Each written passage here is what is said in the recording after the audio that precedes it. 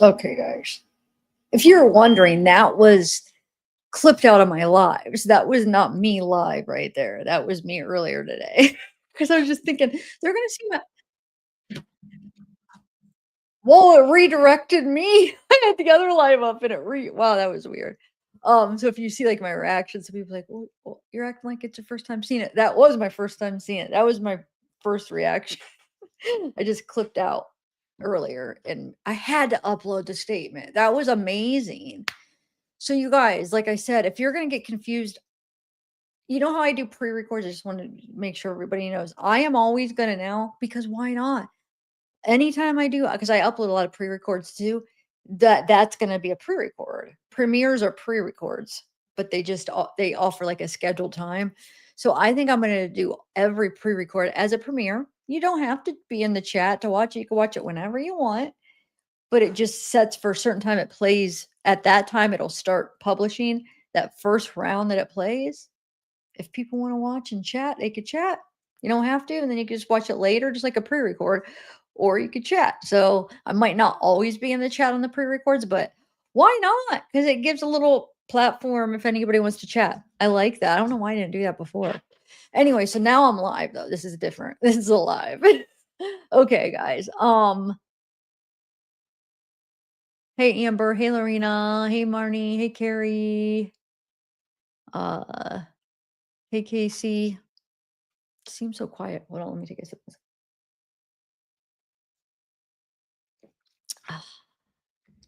I just saw you guys.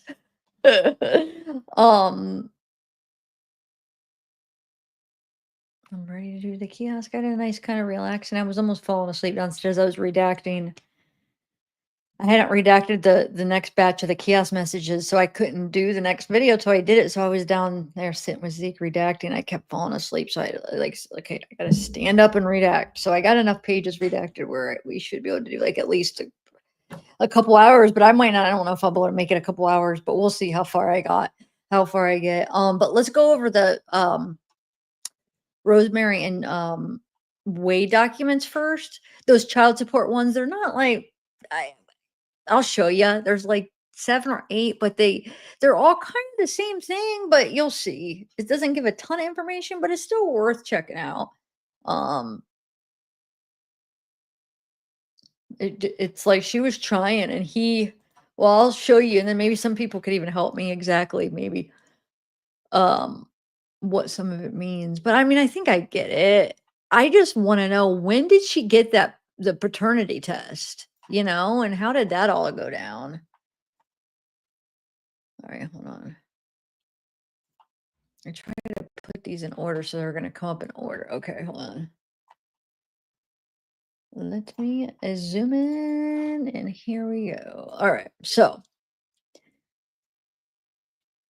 I know it's so late, guys. I got it as quick as I could, and then I was doing it on my iPad, so I had to airdrop it into my phone because it wouldn't let me see. I don't know. It's weird. It wouldn't let me just send it from my iPad, and then my phone didn't have enough freaking data. That's why I pushed back the live like 20 minutes. I had to erase a bunch of stuff so then I could email it because I like to do it on my iPad because I got the pen so I could redact. Because remember, these are the files that won't let me redact on Adobe. The way that they saved them, it like wants to do a whole chunk, so I have to use my little pen and scribble it out. Okay, so we got this is from March 26, 2023. Okay, so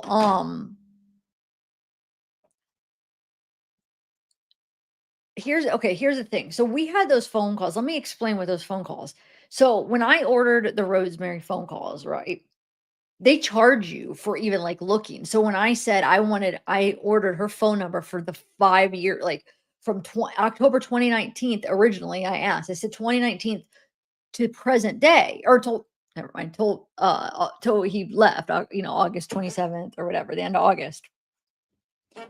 And she's like, can you give me a time period? Because that's what, like 5-6 years, um, because they would have charged an arm and a leg to look through. Because I don't know how it's set up. I thought they could just put in the number and it would just bring it up. Obviously, they want, like, that would have been like so expensive probably. So I was thinking like, okay, let me do a couple years. So I did time period. What I asked for is I knew she started talking to him in 2019. So I said October 2019 when he got arrested. And I got it. And I asked for all the way up to basically 2020. Wait, wait. So I did the rest of 2019, the all of 2020 up into 2021, basically. So like a year and a half. Okay. Now, the reason why I don't think I'm gonna order anymore, so I didn't do all of it, but I don't think he talked to her after that. So when you listen to the calls, we had those calls and you could tell they stop they stop it like at the beginning, the first few months of 2020, and then there's no more calls like the last 8, 9 months of 2020. Okay. So I don't think she talks to him again for some reason, unless if in a couple years after she ends up calling him or he ends up calling her, but I don't think so. Because I mean, they ended up just stopped talking. So I don't think it's going to be worth having them search for another 3 years and charge me like $1,000 for no phone calls if they don't find any. It's ridiculous. So my point is, we see this as 2023. Okay. So I can't say for sure that they don't have some kind of contact. All I know is they talked for a few months, like the December, not 2019, I think into like February, maybe beginning of March, those calls. They don't give me dates, but you could hear like by clues when she says she did her taxes, February, she gives the dates and stuff, and then she got them. So you could kind of figure the last call is probably end of February, maybe beginning of March, and that's last call. And I ordered them all the way up to the end of 2020. You know what I'm saying? So no more calls. So in 2020 and those like next 8 or 9 months. So does he end up calling her in a couple of years? I don't know. But so then we go, that takes us to 2021, right? We know for sure they didn't talk. Um, and then in 2023, she does this, right? So she tries to do, it says the first district court appeal has received the notice of appeal filed in the lower tribunal on May 23rd. Now, this is his appeal to what she was trying to do, what her and the state of Florida Department of Child Revenue, Child Support, and Rosemary is the Pelly. So he's appealing her request for the child support. Okay, so he appeals it. So that's what they're waiting for. They're trying to get like appeal from him, right? He's appealing it, and then they need to get like some legal stuff to appeal it, and he doesn't really do it in time. But it says they received a notice of appeal. So he's trying to appeal it, file in the lower tribunal May 23rd, 2023 in this court on May 26th, 2023. The case type is NOA final administrative other. All documents filed in this case must contain this court's case number. It says within 20 days, so they have to file a docketing statement within 20 days of the date of this acknowledgement notice. If pro se appellant may file a paper docketing statement by mail or an electronic docketing statement via Florida court's e-filing portal. Um, if represented, appellant's attorney must file the docketing statement via the portal, a fillable form version of docketing, blah, blah, blah. So they say he has to do this, right? Okay. Um, so they're expected to be familiar with and comply with Florida rules. This notice is not intended to and does not provide parties with separate enforceable rights. The court docket is available online. Okay. Electronic files payment should be made through Florida courts. The court will communicate attorney, blah, blah, blah. And I already looked at the docket. I mean, this is where I got all the stuff, is from all the court stuff. You get all the files, and this is the only files available. There's a few that were locked, but this is all that we can get. Okay, so the party filing of appeal shall attach the notice, a copy of the order that the party wants to be reviewed. The party filing the appeal shall also attach a copy of any motion that affects the date of rendition of the order appealed. All parties are requested to complete a docketing statement. Okay, number of copies, blah, blah, blah. Okay, so I'm not going to read all of this, but basically, extension of time effective February 21st, 2019. An agreed notice of extension of time will be accepted in civil appeals for up to a total of 90 days for initial and answer briefs, and up to a total of 15 days for reply briefs, and in the criminal appeals for up to a total of 60 days for initial answer briefs. Okay, extension. Okay, blah, blah, blah. Okay, it's just all blah blah, like just nothing personal to this, just like the rules and stuff, okay? Oral argument shall be made file on a separate label, blah blah blah. Okay. So if somebody wants to read all this, email me if you want a copy so you could read all that. I'm not gonna read all that because I have so much reading for the kiosk. And it's just boring. I mean, it's just the rules and legal advice, blah, blah, blah. Just like boring stuff, really, for because it's not specific to the case. Okay. So then, I mean, it is, but it's general stuff. You know what I'm saying? So now we have May 26th, Wade Stephen Wilson and Rosemary, okay, uh, versus Rosemary, District Court of Appeal, by the order of court, within 10 days from the date of this order, appellant shall file in this court an amended notice of the appeal. Contains a certificate of service showing that a copy of the notice of appeal or amended notice of appeal has been served in general counsel, blah, blah, blah. States of date of rendition. Okay. So he has to do notice of appeal within 30 days from this date of this order. Appellant shall file this in a court, a notice of filing that is attached a complete signed copy of Department of Revenue's order being appealed. He doesn't get You'll see he doesn't get it in time because he's appealing this. Wade's appealing it. So appellant should also attach to the notice of filing a copy of any motion that postpone rendition. Okay. Okay.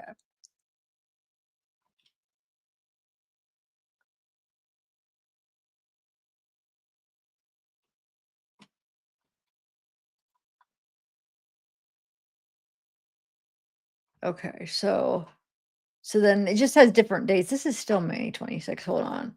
Did I get doubles? Okay, here's this. This is the one. So if they want to file an extension. Okay, so it says an appellee has ordered or intends to order a transcript from any court reporter not identified in appellant's certification. Appellee shall file a certification within 10 days of service of appellant certification. Appellant must serve a copy of the certification on all parties. Okay.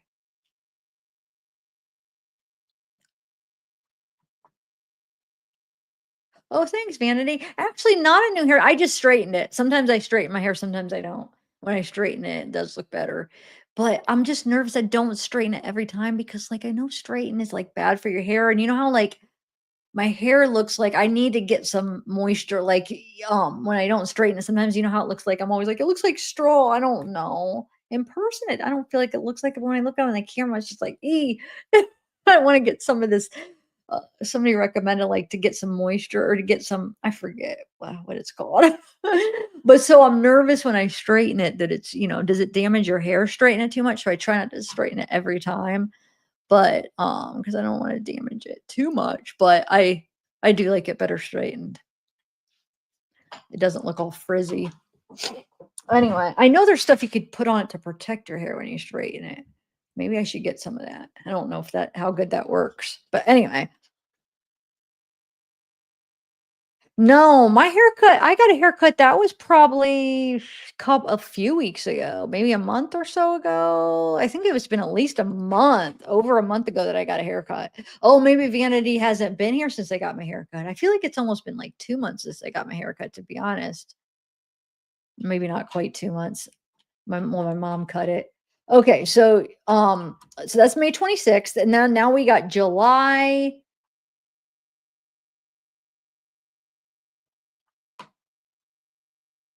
Hold on, let me look up something really quick. I wanna make sure that I got this right. Hold on, give me one second. I just wanna look something up. I don't know why, like, I always most of the time, why do I always wanna go to my phone and look it up when I have a computer right in front of me? I don't know, guys. Leave me alone. I always feel guilty because I'm like that one time, like when I was texting personal stuff, people were like, "Oh, you're always texting or whatever." So I always feel like, "Oh my God, they're gonna think I'm texting," but I'm actually instead of looking on my computer, I'm looking on my phone. I just want to look up something, making sure that I'm understanding. Yeah, okay.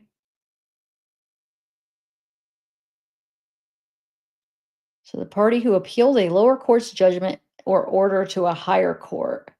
or this so it's basically dissatisfied with the outcome of the proceeding and seeks review by a higher court. Oh shoot, I just hit something. Review by higher court to overturn or modify the decision.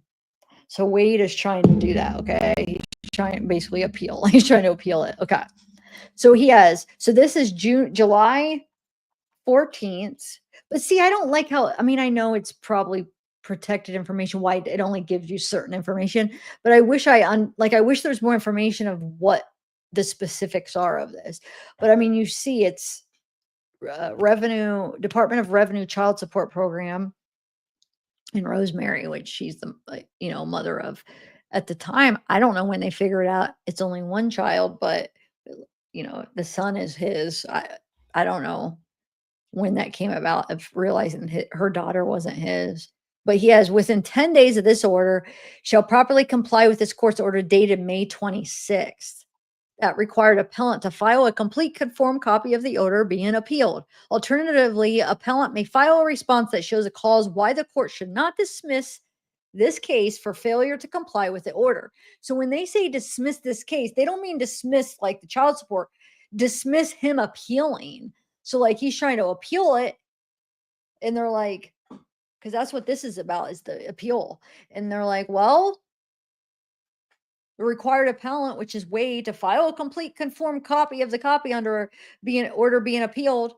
But alternatively, the appellant, which is Wade, may file a response that shows cause why the court should not dismiss this case for failure to comply with the order dated May 26th. So they're like, we're going to dismiss this appeal if you don't basically file what you need. And I mean, he doesn't end up doing it. So I don't know. But that's true. It's like, when these people are not making any money, how do they really even get their money? They get it from the state then? Okay, if somebody like child support, I think I saw in chat people saying that if there's a prisoner, somebody in jail that's being, sued or taken for, they need to get child support from him, obviously doesn't have any money. How do they get it? So they have to go through the prisoner, the father, and then they are able to get it through the state. Is that how it works, guys? I swear somebody was saying that. I don't know how it works. I'm not going to pretend I do, but I learn as I go. Yeah, CB, but you know what? I ordered that stuff. So I might just wait till I get it so I don't have to use somebody else's watermark because I ordered all that. But thank you. I did. It's just one document though, right? But thank you. It's just the one page. Okay. And thanks for thinking of me. Okay. Says if appellant fails to timely comply with this order, this case may be dismissed without further opportunity to be heard. Yeah, you're awesome, CB. You always got my back.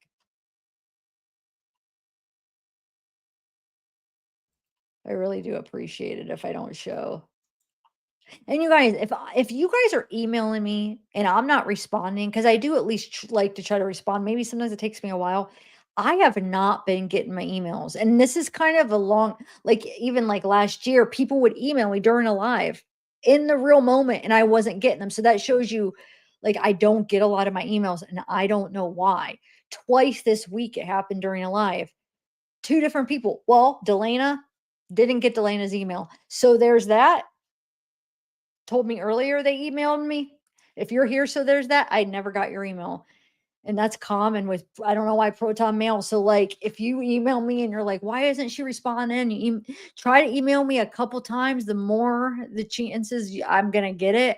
I mean, I get some and I don't get some. And I really don't know why. I just emptied out some to make sure, is it because I don't have room? And I didn't get them though today. But I did get your CB. Okay, within 10 days, appellant shall serve an initial brief, file a response that shows cause why this appeal should not be dismissed. Okay, yeah, so that's that. And then, so that's August 10th. Now we got August 21st. Same thing. It's basically asking the court recognizes the notice of withdrawal.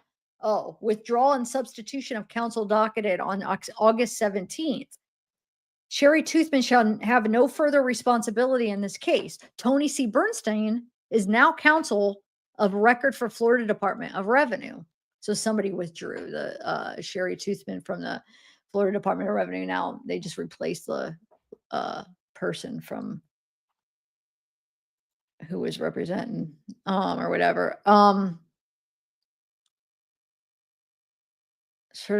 Okay, so I know this stuff is kind of boring. I told you it wasn't too much, just like kind of just, but I wanted to show you because I know you guys wanted to see it. But that's all that they're making public so far of this. When that's probably all that is going to be public because a lot of this type stuff is they don't give you a lot with it because um it's not like murder cases and stuff that's more transparent than like this stuff needs to be, if that makes sense. They have to be like more transparent with that kind of stuff. Okay, within 10 days of this date, appellant shall serve a copy of the response docketed August 25th on the Attorney General and file a supplemental certificate of service that shows service was completed as directed. If appellant serves fails to comply with this order, the court will strike the response to August 125, 2023. 125. Oh. And remember, so it's Wade that's not complying, his side. Um, and then we got August or October 17th. The court treats the response docketed on August 25th as a motion for extension. So then they file a motion for extension of time to comply with the court's order dated August 10th, 2023, and denies it though. Appellant shall serve the initial brief within 15 days. If appellant fails to serve the initial brief within the time allowed by this order, the court may dismiss the case without further opportunity to be heard. Okay, and then November, that's the last one. Um, because appellant failed to respond to this court's order docketed October 17th, 2023, which required appellant to serve the initial brief, the court dismisses the case. So basically, she wins. He tried to appeal whatever she was asking, whatever. I don't even know the specifics. And he didn't comply with what he needed to. So I don't know. I mean, my note doesn't tell us much what ended up happening, but I mean, it looks like she won. She'll get the child support however it works since he's not going to be making money, right? I mean, maybe somebody else could correct me if I'm wrong because I don't know exactly. But I don't know. So yeah, that was 2023 November. So almost 2024 basically was when it ended. Um, and I doubt they were talking at that time. You know what I'm saying? So I really think that February, March was probably the last time they talked on the phone. Okay, so that's that. Sorry, I know that was a little boring. I'm gonna exit out of that. Oh shoot. Oh, I'll just wait. Okay, so let's do the kiosk messages.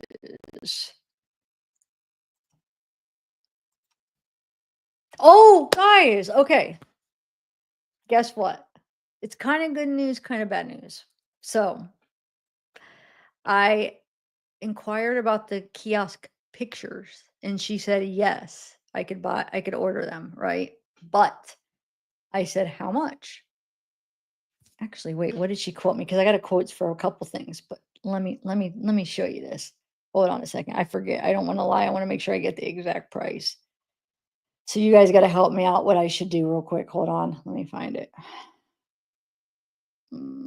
Okay. Invoice. Hold on. Is it? Okay. Hold on, you guys. It's crazy. So I got to figure out what I want to do.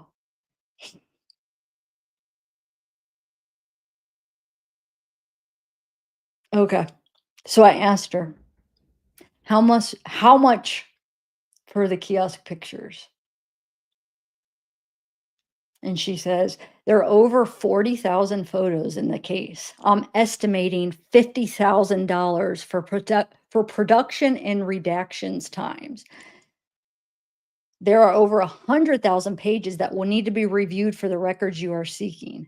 $50,000. So then I asked her, can I order certain time periods? She said, yeah. But here's the thing, like if I order a month, I mean, I don't know, that still might be like 10,000, 5,000, 4,000, depending on how much in that go like 2024, June to August is going to be the most. Those months are going to have a lot. So it's going to cost the most for those months, but those are probably the months we want because, and so then I asked her, I said, but wait, I go, are they outcoming or incoming? And she said, hold on, I'll tell you the exact number. Okay. I said, yeah, I said, wow, I can't do all of them. That's a lot of money. Can I pick like a time period? She says, yes, you can pick a time period, but that would only be applicable to the kiosk messages, not the crime scene photos, because I asked for the crime scene photos. And she said, yes, check this out though. This is how crazy this is. I said, okay, so how much are the crime scene photos? $15,000 to $20,000 for the crime scene photos. I have never seen this in my freaking life. I said, so then I was responding about the kiosks and I said, okay, I'll have to decide what months or whatever. And I said, when she quoted me that, I said, for the crime scene photos, are there that many? I said, you mean 15 to 20,000 for just the crime scene photos from the murder case? Aren't those just from the case? And she says, yes, there are thousands of crime scene photos and they will all need to be converted and redacted. Now, here's the thing. So, as you probably know from watching channels, like there's different places to order different things. Sometimes things are available here, but they're not available here, right? So where they're all available right now is really expensive, right? Like all the kiosks, phone calls, thousands of dollars. You guys I've been complaining about it and asking for your help because it's ridiculous.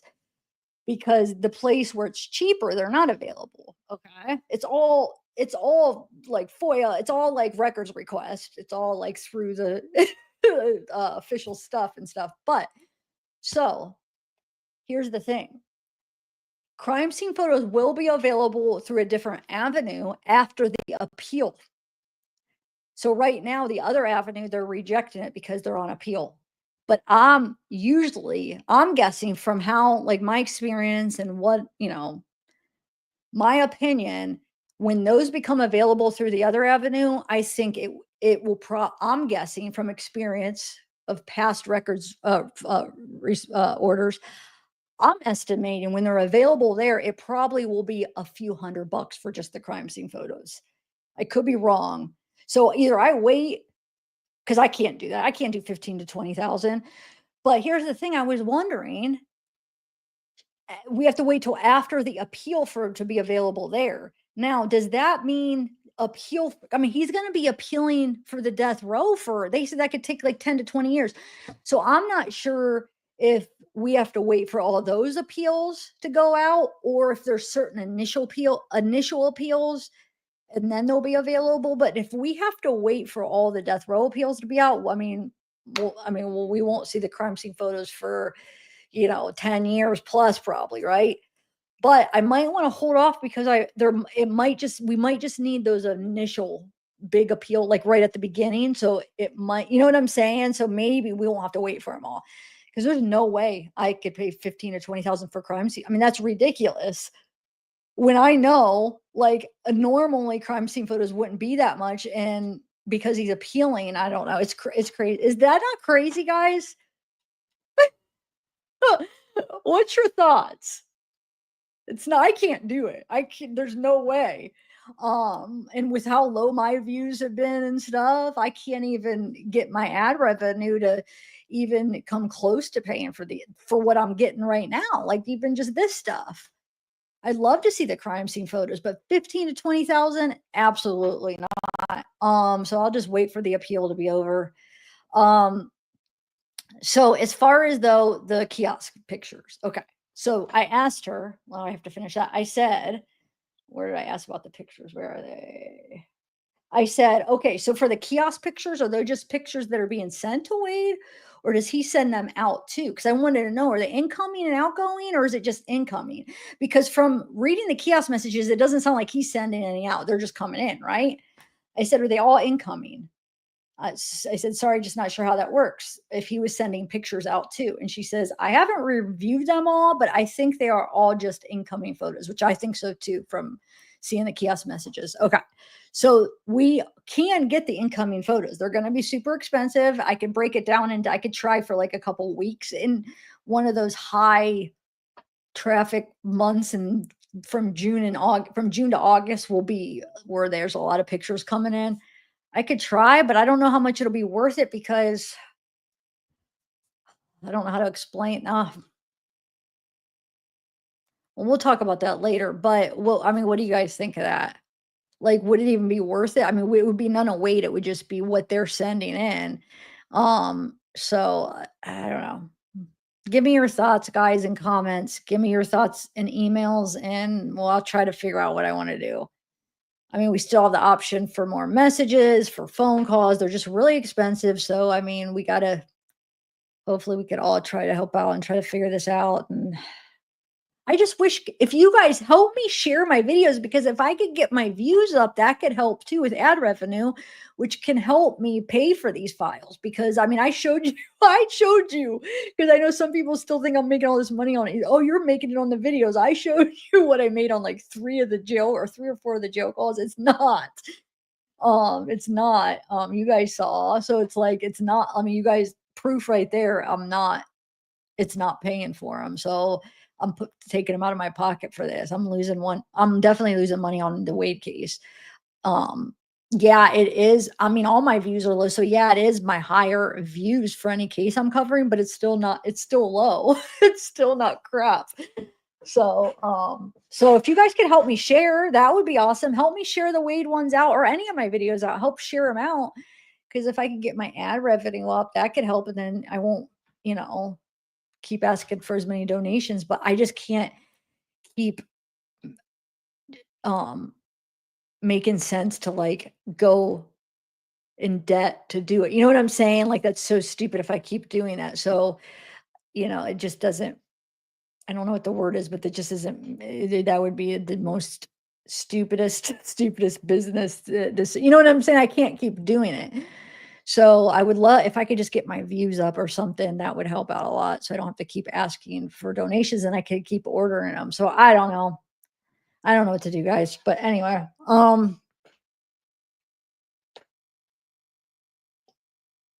unsubscribing? Really? What? Wait, why? Tell me, Max, why are you unsubscribing? I'm just because I can't afford to get all these. So you're like, oh, what do you mean unsubscribing? Most creators always ask to share anyway. Every video, they're like, share it, share, donate, share. I barely do, but now I have been recently because I really need it. No chat. What? There's a chat up. I don't understand what they're saying. No chat. Wow. Well, whatever. Then go. I don't care. I mean, if you don't want to be here, I'm not gonna make you be here. Who told you what to do?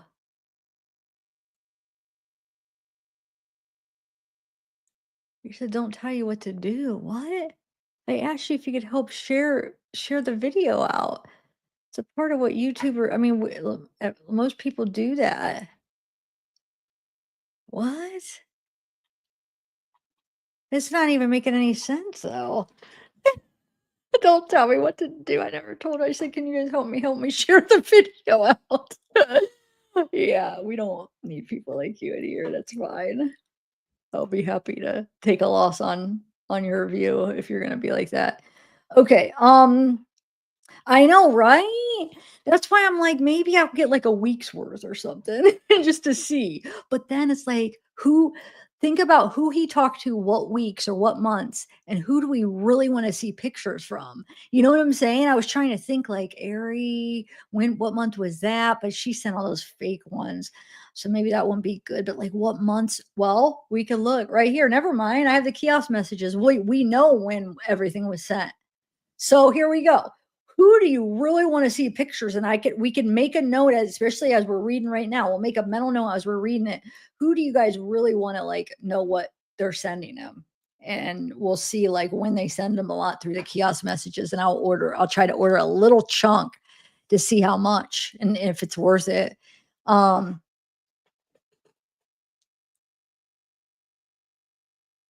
oh, okay, Max. Well, what did Chad do? Hey, Jahara. Hey, K Court. Okay, so let's start this, guys. I just wanted to give you an update on like the result, like the quotes. I was not expecting that. I thought the crime scene photos would have been doable. I thought they were gonna be like, maybe a couple $100. When she said that, like my mouth just dropped. I'm like, because when she said originally, when she quoted me for the kiosk messages, I said, okay, well, I could order certain types. So I was sending her when she was sending one back, and I was sending one out. And I said, well, I definitely want the crime scene photos because I thought those would just be.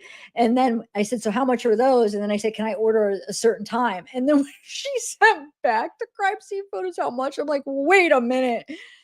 No, I can't do that. Like, I thought for sure that would have been doable because that should have been like, I don't even know. I can't even understand how they can do that. I've never seen anything be that much ever. Usually you get everything together, crime scene photos, body cam, files, and a lot of the times there might be like 1,000, 2,000, maybe sometimes 600, 500, 400, but just for the crime scene photos, 15 to 20, nope, 15 to 20,000. Sorry, not worth it. I'd love to see them, but not worth it.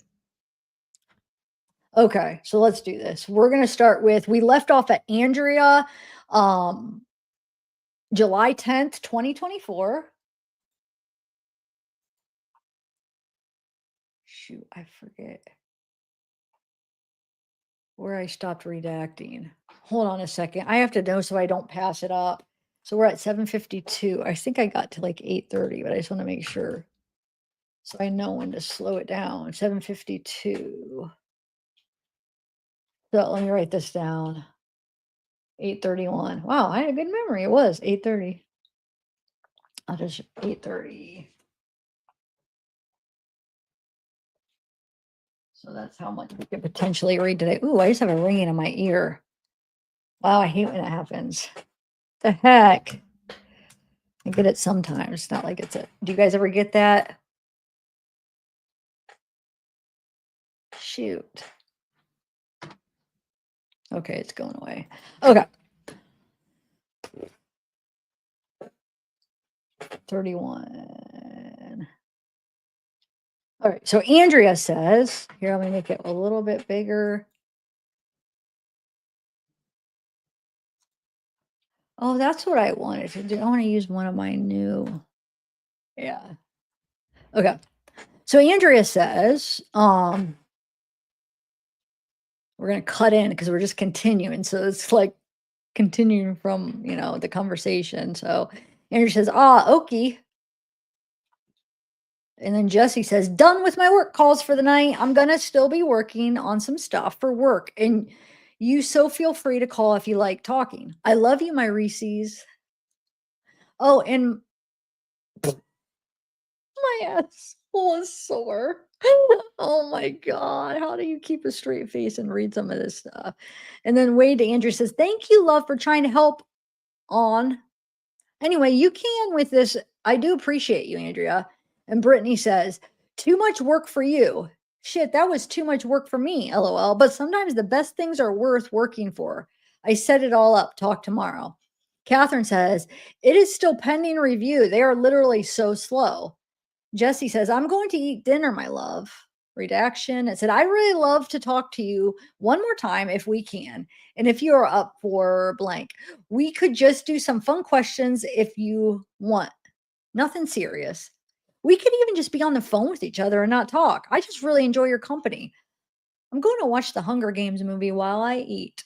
And Marina says, I believe you are innocent.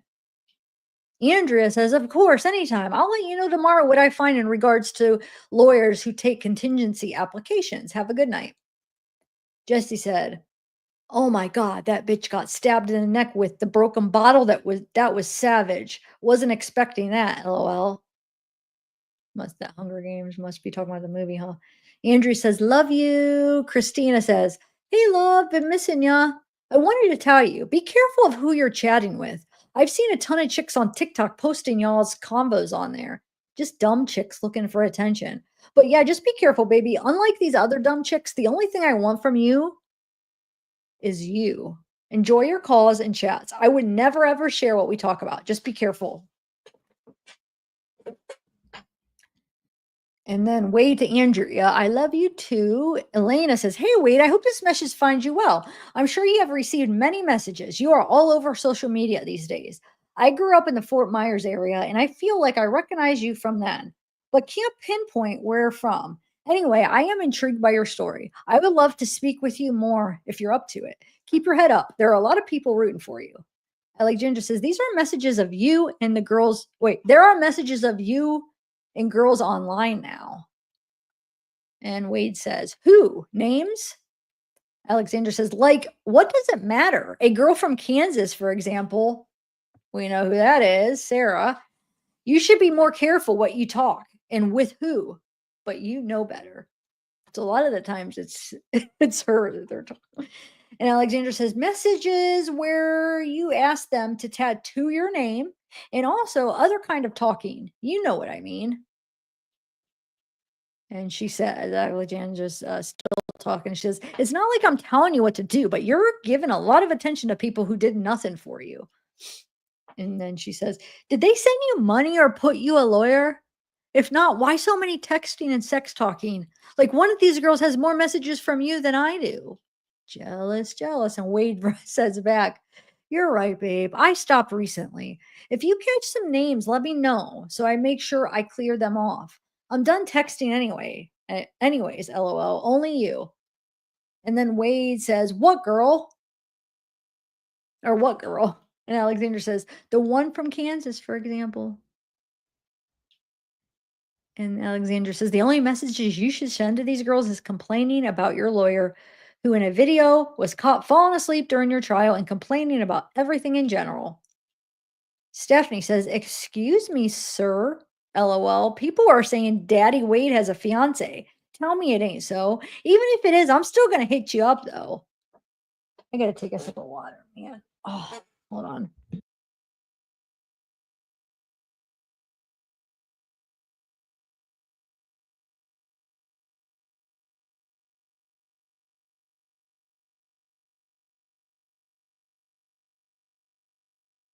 Sorry, I was thirsty. Okay. Um, Alexander says, "LOL. Anyway, it's too late. I'm sure many more will come out. I just let you know, so you be careful what you say and to who." And then she says, these are all Alexandra. The girl, this girl, so that you can know who is she. There is a message from 4th of July or 4 July at 9:49 a.m., which you sent asking, can you talk later over the phone? I should go find that and look it up who it is, but I think it's Sarah because that's who I think that's who she's talking about. And Brooke says, I mean, that's who she was. So I think she's still talking about the same person. So Brooke says, "Hey, just so you know, girls, wait, just so you know, girls you're still talking to are sharing all your combos on tilt on TikTok, exchanging notes of how they say you say the same stuff to each of them. I just read it. I feel sick. I'll try to post the girl doing it. She works at Hooters. Said she talked to you yesterday." Now, this is Brooke, okay? "She talked to you yesterday according to her comments in her videos. She's exposing all your convos. I just thought you should know. Damn, you're so sweet with this one. You barely talk to me. You must not be too interested in me. It's fine, but anyway, just wanted to let you know. I have screenshots of the convos she shared, but I'm sure you remember them. Damn, that bummed me out. I know. I just was hoping not to see it.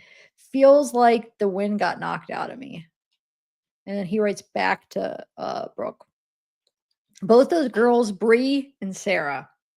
So remember, Bree is Jasmine, breadwinner. She's all of those. Goes by different names. She goes by BRE, BRI, Jasmine, Brianna. you'll see her in these messages with all those names too.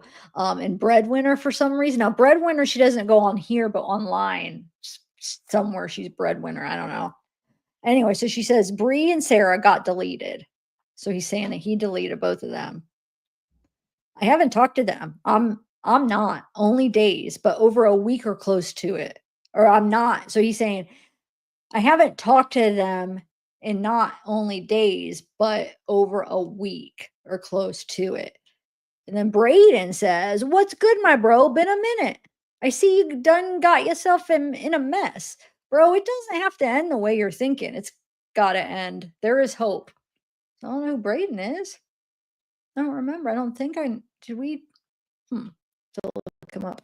So Cass got a new wife coming in here, I guess. Hi, I am sure you're getting a ton of messages from people you don't know, now including me. So I just want to introduce myself. I am hopeful they shared my name with you on the address line, but if not, it is Cass. I also wanted to share a little bit about me.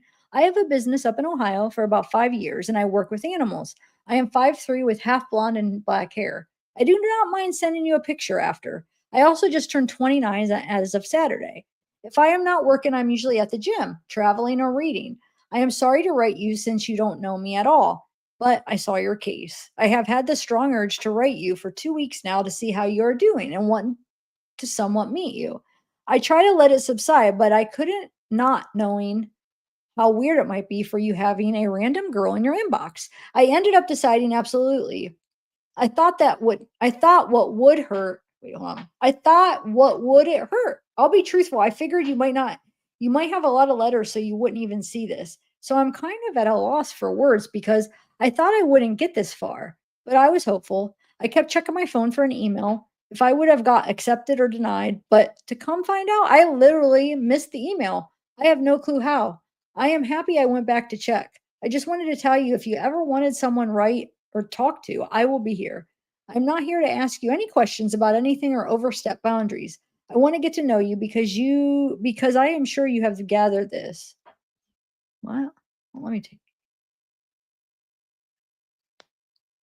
Oh, yeah, I want to get to know you because I'm sure you have gathered this. I think you're really the most attractive man I have ever seen. I was like stunned when I saw you. If you ever want to write back, feel free. Thank you for taking the time to not only read this, but also accept my invitation. Also, you're more than welcome to ask me anything you want. I will say, I am sorry if this sounds too formal or not. I literally have never done this before, so I don't know the proper way of writing to you. So give me credit for trying my best. Haha, XX Cass. Braden says, she gives her or he, that's a guy, huh? I think. Gives sounds like it from that message. He gives her the phone number, says, "If you call, I haven't put any money on, then keep trying. Much love, brother." Then Brooke says, "I'm not bitching at you. I mean, I'm aware that you talk to other people, and I'm sure you always will. The conversations were just so sweet and different than the way the way you and I have talked. I guess the way you talk to her is more what I thought I would happen with you and me. What I thought would happen with you and me. I'm just sad. I'm fine. I just saw how much you talked because she always shared all the timestamps and calls, and it just made me realize like you could totally talk to me all the time if you wanted to, and you don't, and that's fine. My feelings are just hurt. I just really felt like there was supposed to be something like major with you and me. But if there was, you would have been more hardcore for me from the start. I think I don't know. I think I don't know. Huh. I'm just I'm crying, so I don't really know what to say. I was just hoping to not ever see the shit online. Like I kept hearing that it was on there and I am never searching for that. I was like online making effing videos to go to bat for you.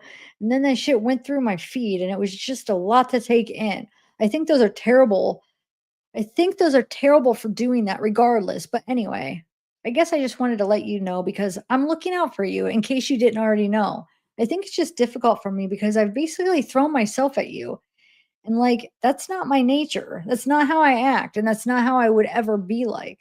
I'm used to being pursued, not pursuing someone. I'm not some weak, pathetic girl that is desperate for any man. It's quite the opposite. But I just feel like that's the way I presented myself with the way I've gone about you.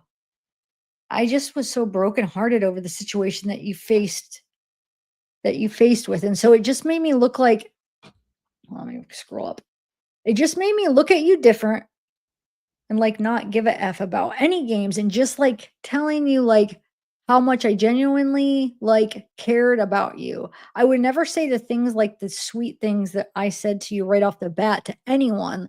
Like, I've never in my life have been that way with anyone, and I just like stupid. I just feel like normally I would play it so much cooler than I did with you, and if I had things would probably be more solid with the way you feel about me or the way you would be interested in me.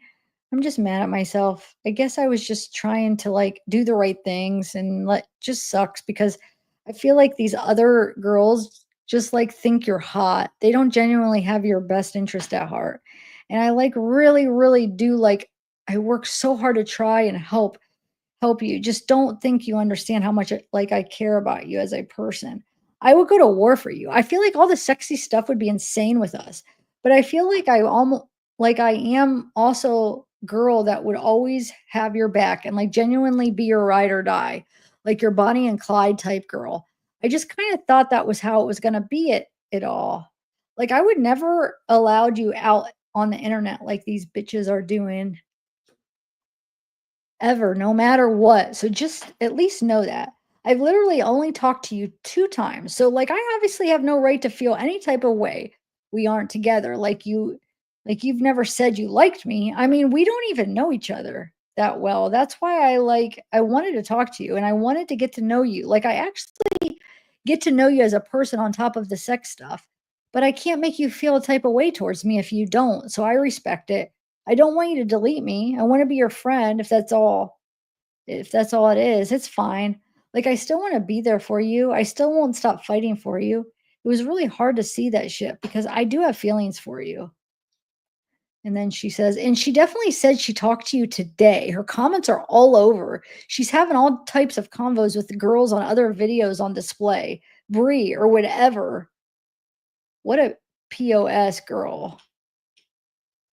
And then Wade says so Wade gives Brooke Bree's phone number and says, I deleted her a week ago. And then he says, handle her. I think I was going through these when I was redacting and reading them. And he gives, I think to two other of the girls too, he gives Bree's phone number and like basically wants these other girls to take care of her.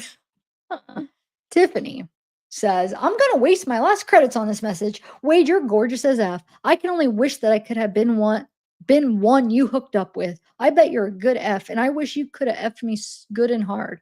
Even take your hands around my neck. I bet you taste good, warm, and salty. I love your dark style. Yes. And soul. What? I love your dark style. Yes. And soul.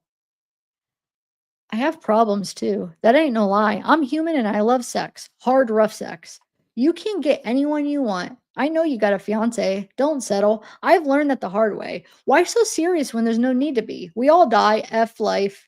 It's a temporary gain. Maybe one day somewhere we'll meet and history repeats itself. I'd take you for a wild ride. I have so much love for you and I don't even know you or have to know you. Lose your baggage. Use those people to come up. Wait, she's saying, lose your baggage and use those people to come up. I respect you. I feel you and I ride with you. Catherine says, I'm leaving here in 20. You can call me anytime after 9:30. Remember, Catherine was the one that was kind of getting mad and wanted him to like well, a lot of them do, I guess, but she wanted him to call that one time and then she's like, I'll give you, I think she offered like what 100, I'll give you $100 if you call me, like so desperate for him to call and offering money so he could call. And Alexander says, a blonde one with long hair, you were saying, I love you, and that you are texting with Bunny. Message sent on 29 June at 10:25 p.m. So that's Alexandra. So all these women, they're seeing these other women talking about him like sharing their messages that he's talking to all these other women. So they're all like calling him out now. Alexandra is, Brooke is, you'll see Andrea does. Um, And then Alexandra says, in fact, she's brunette now and lots of tattoos on her right arm. So she's saying a blonde with long hair. You were saying I love you and that you're texting Bunny, and she gives a date, and then she says she's a brunette now. Oh my god, the blonde brunette, whatever, with tattoos, put also some text between her and someone who is in jail with you. And then Brooke says, apparently, a bunch of them are starting a Facebook page where they're sharing the conversations you've had with all of them. It's crazy. Jesus, Wade, LMAO. Regardless of you being a playboy, I just think it's so effing disgusting that they're doing this shit with what you're dealing with and what you're going through. You are guy anyone who doesn't think you're going to sit there and talk to a bunch of girls. Oh, she's saying you are a guy. Anyone who doesn't think you're going to sit there and talk to a bunch of girls is stupid. You're stressed out of your mind. I can only imagine what you're going through every day. You're keeping yourself busy. I get it. I just wanted you to want me like I want you. I guess I don't care about all the other messages and stuff like that.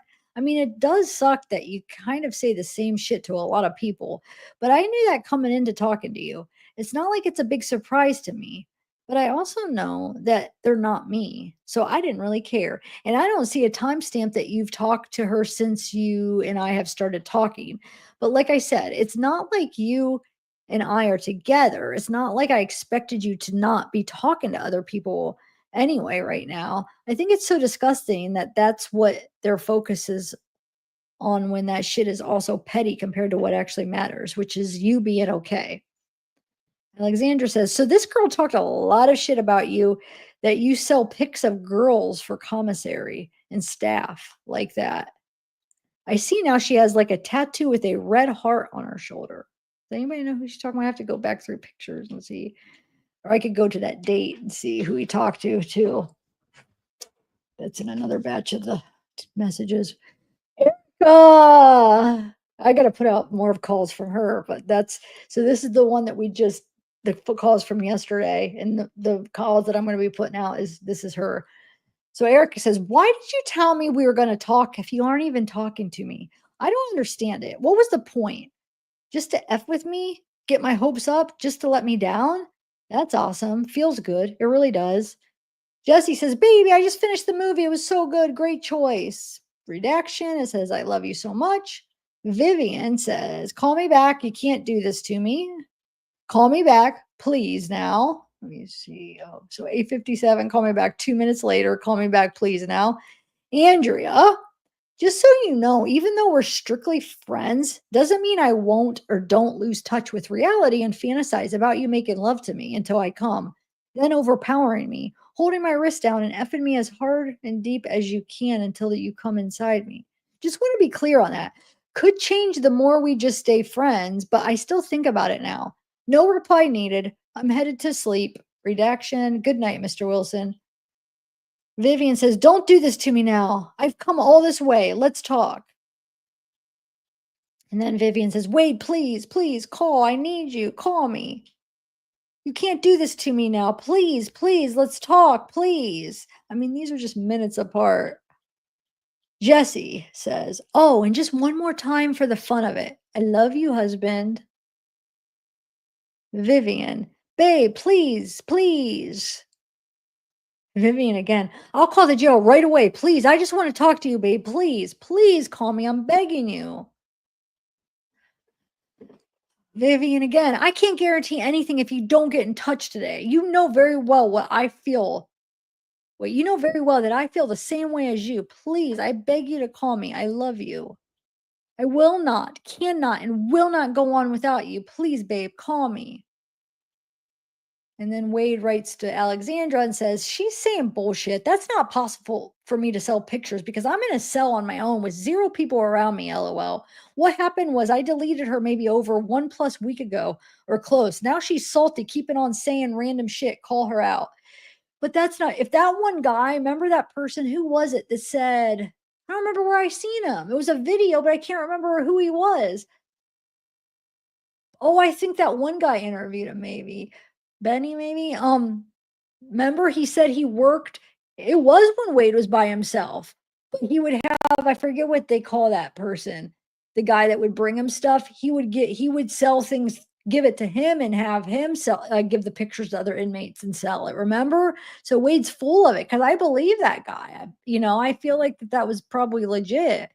Remember how he said it was like pictures, so he would give it to him and then that guy would pass it to other people?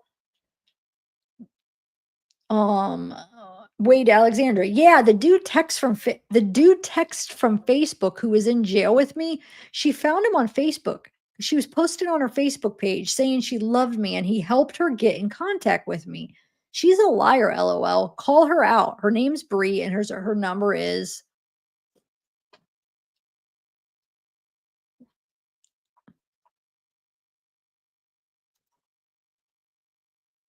Wait, hold on a second. Okay. Vivian says, "Babe, please, I can't take anymore. Please call me, please." Alexander says, "Yes, it's Breadwinner on TikTok." So on TikTok, it's Breadwinner. That's Bree and Jasmine. And then Wade says, "Yeah, that's her. She's making up whatever. I deleted her and she's mad, so she's on some attention shit." And then Alexander says, "Well, girl showed everything. Texts from you, calls, and the text with the guy, which I don't know what's worse." Vivian, you love me, don't you? That wasn't a lie. Please call me, babe. Please. I can't do without you. Please call me. Please, baby. Wade Alexandra. Anyway, anyone can say anything or have their own opinion. It doesn't ever mean much to me. LOL. Vivian. Please say something, Wade. Please call. Alexandra. It doesn't mean anything to you, but it can affect you. Like, now many girls saw all the conversations. Did this girl Bree send you money? Because she also said you asked her, I don't know, cuts off, or there's nothing else. You asked her, or maybe for money, she means. Wade to Natalie says number question mark. So he's asking for her number. Wade to Catherine. I need for you to handle that girl Bree, breadwinner. She's getting out of control, fabricating everything because I deleted her ass a week ago, like ASAP. He's telling all. So this is to Catherine. He already told Alexandra, I think, right? And or who? I don't know, but he's trying to get people to come out. No, Bree. So to Alexandra, he says to Alexandra, F Bree. Catherine says, I already did all that stuff with her number. I can't really say anything else. I left comments and they got deleted. I can keep reporting her account if you want. I can get my friends too. Who is that inmate talking about you in those chats? So that's remember, was it Catherine? No, it was Brooke, right? The last group of text messages when that was Bree who they said that they sent positive STD tests through that app and then they signed her up for the military. I forget they did it to Bree, but who I think it was either Catherine or Brooke did it, right? Alexander says, LOL, she's saying your messages was nicer that you were saying to other girls there is even one. Wait, what? She's saying your messages was nicer that what you were saying to that probably than what you were saying to other girls. There is even one where you propose marriage. That was Alexandra. Another Alexandra says, and why did you delete her? She was saying she has messages from today also. Call him out, Alexandra. Oh, and then Catherine says she's literally talking about showing up to your next court case and saying that you have a list of girls that I don't really want to say this through text, but she says you have a list. I just don't think I should say it in text. And then Wade responds to Catherine and says, some, not NI, that word, named Wave. He was locked in 2020, but he doesn't know me, LOL. He helped her find me. Catherine says, you see her comment about a list, right? And Wade to Andrea says, I really need your help, Andrea, with lawyer to go after Chick Bree on TikTok. She's getting way out of pocket. Promise me. He's getting worried. She's messing it all up for him. He's getting worried. Wade to Catherine says, tell me, because she's talking about this list. So he's like, tell me about this list. What? And Wade to Alexandra says, ask to see the messages from today. That's a lie, LOL.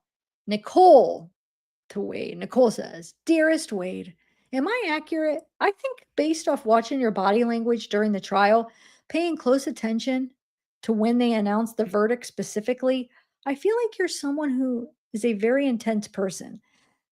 The constant leaning back in the chair, the twitch on the left side of your face and mouth right before the verdict came down was a sign of contempt. Someone like you, who has a constant need for control, had absolutely no control in that moment. And the gulping when I watched her throat was a sign of someone who is becoming anxious. I watched her chest move up and down, taking a few large breaths. That is anxiousness. I also think you're someone who is impulsive and impatient, spelled it wrong. So it must have been torturous for you to sit there and have to wait and listen to the full verdict being read when you most likely wanted to hurry through it and get to the end. Accurate? Question mark. I too seek a constant need for control. I am not a passive person. I am more on the aggressive side. We would be an absolute train wreck if we crossed paths in real life, lol. Physically attraction? Yes. But we probably would be boxing each other, ha ha ha. So I can somewhat understand that part of it. The sunset's beautiful tonight. I'm going to send you a picture of it right now. I just got out of the shower and I'm laying in bed writing my last paper for my Texas Penal Code class. Nikki. Alexandra says, I should be mad at you for ignoring some of my messages while texting with so many fangirls. From now on, you should do money upfront, baby. Money never lies. Money is caring, always. Catherine says, when you call, I will. I will. I really don't think it should be typed out in here. Andrea says, she's the one I didn't want to see the chats from, that I blocked her first after her first post. The ones I sent, what was said, super explicit. I'll definitely try, but that one's going to be hard to look at. I'm just being honest. Brooke says, these Brie, or this Brie is FMPOS piece of she's commented that she is a karma. Wait, she commented that she's karma for those two girls. She's having little convos on her videos with the other trolls. As someone who cares about you, I would never talk to her again if I was you. She's straight trash. That's the exact type of girl I was talking about. So now your name is helping her videos grow. I reported all her shit, so it gets taken down. I'm gonna get her. I'm gonna get her she banned. Oh. Catherine says she probably wants attention to be on the news, but what she's saying could easily be brought up in court. Wait, was that other one Cat? No, it was Brooke. Okay, so they're all complaining about Bree. Oh my god. Andrea says she's the hardest one to want to help with. Definitely her stupid effing he asked me to marry him Friday shit. Please know I'll help you as much as I can, but you can't get all upset if I'm not in the best mood after unblocking her account to get the screenshots for the lawyer. I'll try not to get upset though, I promise. Brooke says, anyway, I hope you had a good night. Don't delete me. I still have your back. I always will. I'm here to help you, not hurt you. I put that on my life. Wait, or Catherine says, when you call me, I'm just going to read you down the whole comment section. Nicole says, so hypothetically, if I married you, could we get a conjugal visit? Is that how that ish works in the county? Or is that definitely out of the question? I mean, could divorce you afterwards. You're so effing hot, like legit should be a crime. Meow, Nikki. Alexandra says, sent you money on your trust. Just eat and get some rest. Andrea says, well, I unblocked her. Hate to see the I love you at the end of the first post I pulled up. Yes, I'll help you. Wade to Andrea. Right now she's posting more. Andrea, please help. We have to stop her now. It is imperative. But anger to the side or being upset. But we have to act tomorrow, Andrea, please. Wade to Andrea again says, there's some list. What's that about, Andrea? Wade to Brooke. Get her taken down. I deleted her a whole week ago. She's saying I talked to her is a lie. Catherine says, she says you have a list of girls that you want to kill. Wade to Catherine. That's Cap. Wade to Andrea. She's making up a list of girls she claims I want to kill. Are we serious here? We have to do something now. Catherine says, if you still want to call me, I can just read you all the comments because you said you were going to call anyway. So you might as well just call now and I'll read it all. Seems like he does not want to call Catherine. She's always begging him to call. I don't think I mean, I'm sure he does talk to her some, but it's like it seems like he's avoids to calling her for some reason. She must be boring, maybe like some of the other ones. Andrea says, I said I'd help you. I said I'd help with your little Hooters chick. I'm not looking at that anymore tonight because those posts are ridiculous and getting me extremely upset with what you were saying at the same time you said it to me. I'm sorry. I didn't want to unblock her, but you asked for help, so I did. I'll do what I can. I know nothing of a list, Wade, but I'll check. Jesse says, heading to bed here shortly, my love. Hope you're feeling a little better. Call me for coffee in the morning. I love you more than anything. Sleep well tonight, my king. Brooke says, I believe you. I believe you. Her timestamps only go to July 1st. Nothing's being said other than the girl's just asking her for info on your convos. She's like, let's start a Facebook page so we can add anyone who talks to him and exchange info, blah, blah. I mean, she posted a lot of your messages, but it's not that big of a deal. Wait, who is this again? Oh, Brooke. Um, don't even worry about it. Most of the girls are pissed because you don't give them the time of day. There's more. I wish he would talk to me, comments. Then there are people like her running their mouths. Girls do that now. Girls do that now that they have Facebook pages out there called Are We Dating the Same Guy? Like each city in the US has one of those girls will post a guy's picture and be like, does anybody have any tea on this guy? And then a bunch of the other girls will be like, yeah, I'm talking to him, blah, blah, blah. I have never been that type of girl. I feel like if you have a falling out with someone or they don't want you or you don't want them, just move the F on with your life, grow up. I'm not spiteful like that, and I damn sure never would be to someone like you who is dealing with real things that you don't deserve to be dealing with. I meant when I said I'll always have your back and protect you. So, yes, I will get her shit banned and anyone else I see that's saying any type of stuff. I got you. You need people in your life who genuinely care about you and want what's best for you and your well being, not hoes like that seeking attention from everybody. I'm sorry, too upset. I'm sorry to upset you with any of that. That's the last thing I want to do. All I want to do is make you smile, not make you sad or feel bad. It's not your fault. Some girls are like that. And Andrea says, I'm sorry, but I don't think I'm the best person to help you. Whatever whatever person will, just let them know to get a lawyer who takes contingency applications. You won't have to pay anything. Being in the media, you might even land a pro bono lawyer. Law offices of Paul Petruzzi, PA. He's a good litigation lawyer for civil suits out of Fort Myers. I've been reading good reviews. Have the person tell them briefly what's going on. They may ask for a letter from you allowing the person to talk on your behalf for the defamation. I don't think it's good if we continue talking. I'm sorry. Best of luck with this. I can't deactivate this because my brother communicates with me, but I won't be replying after this. How many times have we heard that from Andrea though? She just says that ends it every other day, I feel like. Oh, I'm sure it'll just allow me to remove this contact though. Wasn't the best to see what I just did, but it's wasn't the best to see what I just did, but it's not healthy for me to continue, so I reblock them. Three chicks are posting screenshots from you. Hope that lawyer can help. Bye. Catherine says, the video is gone, the recent one. Wade to Andrea says, no thanks, bye, goodbye. Wow. About the lawyer, I think he's all like declining her help. Look, contact that lawyer. I think that's what he's saying. Like, oh, no thanks, bye. English says, here's my cell if you ever want to call. XO English. Erica says, I'll love you forever. Catherine says, I assume you aren't going to call me tonight. Andrea, wait a minute, Andrea. I thought you were done.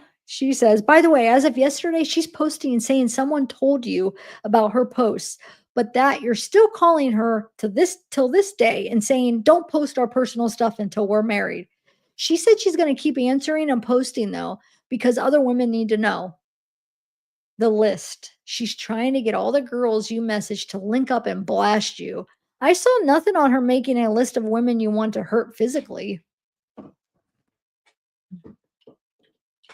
Andrew, and then Andrea writes again, LOL, no thanks, goodbye, question mark. So she's wondering, what does that mean?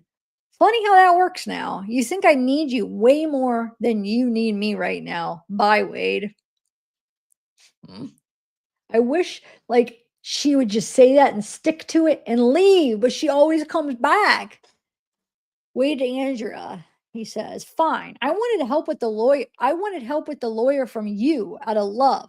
F it. I don't care from anyone else. Thank you. Andrea writes back, she started a group chat of women you message on Facebook. Can't see it though. She's claiming she's the only one you have respect for and talk to like that, and that the other women's chats aren't about marriage. And I love your tattoos of your name. But then some other chats posted some smart communications messages showing otherwise. Um,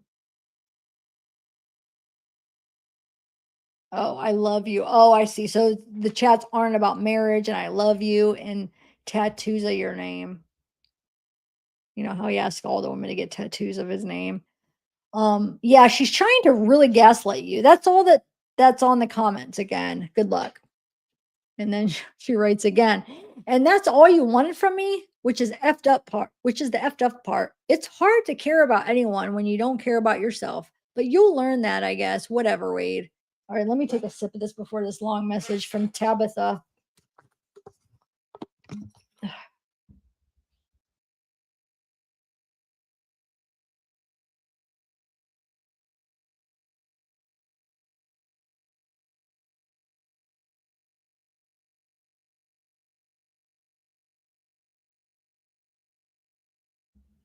Okay, so Tabitha says, I always have to spill it on me. Wade, hope you're doing okay. I'm sorry in the last message. I should have asked if you were in a relationship or married. I was just excited to be able to talk to you. I'm sending this because I have to get my feelings out there to you. I don't know why, but I'm feeling something strong for you and going to try to explain it the best way I can. I'm a bad at explaining myself. I like you so much and can't stop thinking about you. I just want to be yours and be there for you. I'm a very honest and truthful person. You need love, and I can love you. Like I said, I don't know why I feel this way, but the heart wants what it wants. Hope I don't freak you out. I want all of you and be there for you. I want to come see you and support you. I would come to your court hearings and proudly sit there and support you. I don't care what people say or think about me. I'm loyal as F. If they laugh, F them. F them all. But it's not about that. It's about you. You're the only opinion that matters. I think you're perfection. I promise. I just want to be your biggest fan. Do you believe in love at first sight? I do because of you. I won't bother you. I promise. I know it's a lot going on. Just remember, I'm right here behind you, supporting you, always thinking about you, waiting for you. I want to be your number one. I could care less about the other ladies. I'm being brutally honest. I would marry you tomorrow. My only intentions are to love you, to love you. Sorry, I'll stop. LOL. Did you get my picture? I'm going to send you another one too. Would love to hear from you. Okay, take care, baby. And remember, you're never alone. Love, Tabby. Catherine says, I don't think her cell number worked because honestly, I was about to just bust up a really good text, but it's not turning blue. And I assume she would have an iPhone. Andrea. And out of love, Wade, you have the audacity to tell me out of effing love? Are you effing with me or clinically delusional? Everything I did for you in the past month was out of love, but you effed that up. You made me seem crazy that I thought you were talking to other women. But there you were telling her you love her and she's the only one you could see marrying, blah, effing blah. So don't dare say out of love to me. You don't get your effed up metaphorical cake and to eat it too. Like I said before, play stupid effing games and win stupid prizes. I don't effing need this, and I definitely don't need you, Andrea, but you're still responding. Ah,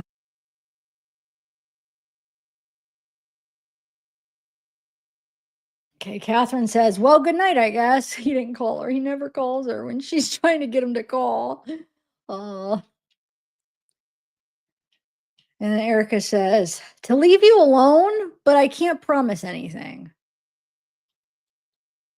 I've tried and it just doesn't work, but I'll keep trying. Oh, that's Erica. Oh, I thought, okay. So Erica saying to leave you alone, but I can't promise anything. I've tried and it just doesn't work, but I'll keep trying. I feel kind of stupid to keep trying to talk to you, but I can't help myself. I love you. I really effing do. Andrea says, how are you even going to do that? Marry every woman you told you would. Don't you think you would have been caught at that point? And she's not even in effing Florida. Neither of them are. I need to stop messaging because I'm stressing the F out and on the verge of crying. I don't even care. I don't care about any of this. Erica says, I got to tell you something funny. Shannon's husband started this fake biker club and gave himself the nickname, oh, this is good. President Clutch, LMFAO. She said he'd be going around telling people that's his name at bars and shit. So we started making club names for ourselves and they are hilarious. Um, Shannon is headlights. I'm taillights. My daughter is squeaky wheel. My son is skid marks. My baby is exhaust. We're looking for a drifter, but obviously that wouldn't fit you. Maybe you could be flat tire because your ass ain't going nowhere. I like that. You could be flat tire because your ass ain't going nowhere. LMFAO. I'm dying. Sorry, but that's hilarious. Good night. Hey, it's Soul here. I need to start remembering to text her when I go live because she's not getting them, and I always forget. Let me just message her. Okay, that isn't that funny though. Flat tire because it's gonna give you're flat tire because you aren't going any. Your ass ain't going nowhere. Oh, that's good. I don't know why I like that.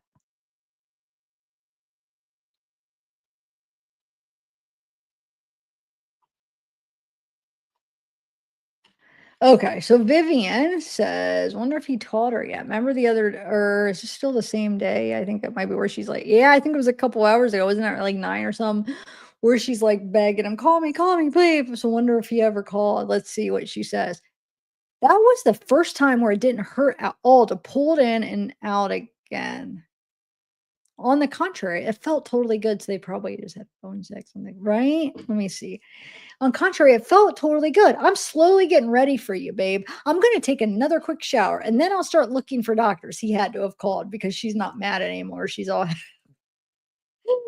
oh my God. I love you so much. Even though today might not have gone the way we wanted it to. You know what it showed me? You and I are actually so similar and we can do it. I will always be by your side, supporting you through everything. As long as it's just the two of us, I'll walk every path together with you. I won't let you down like others may have done.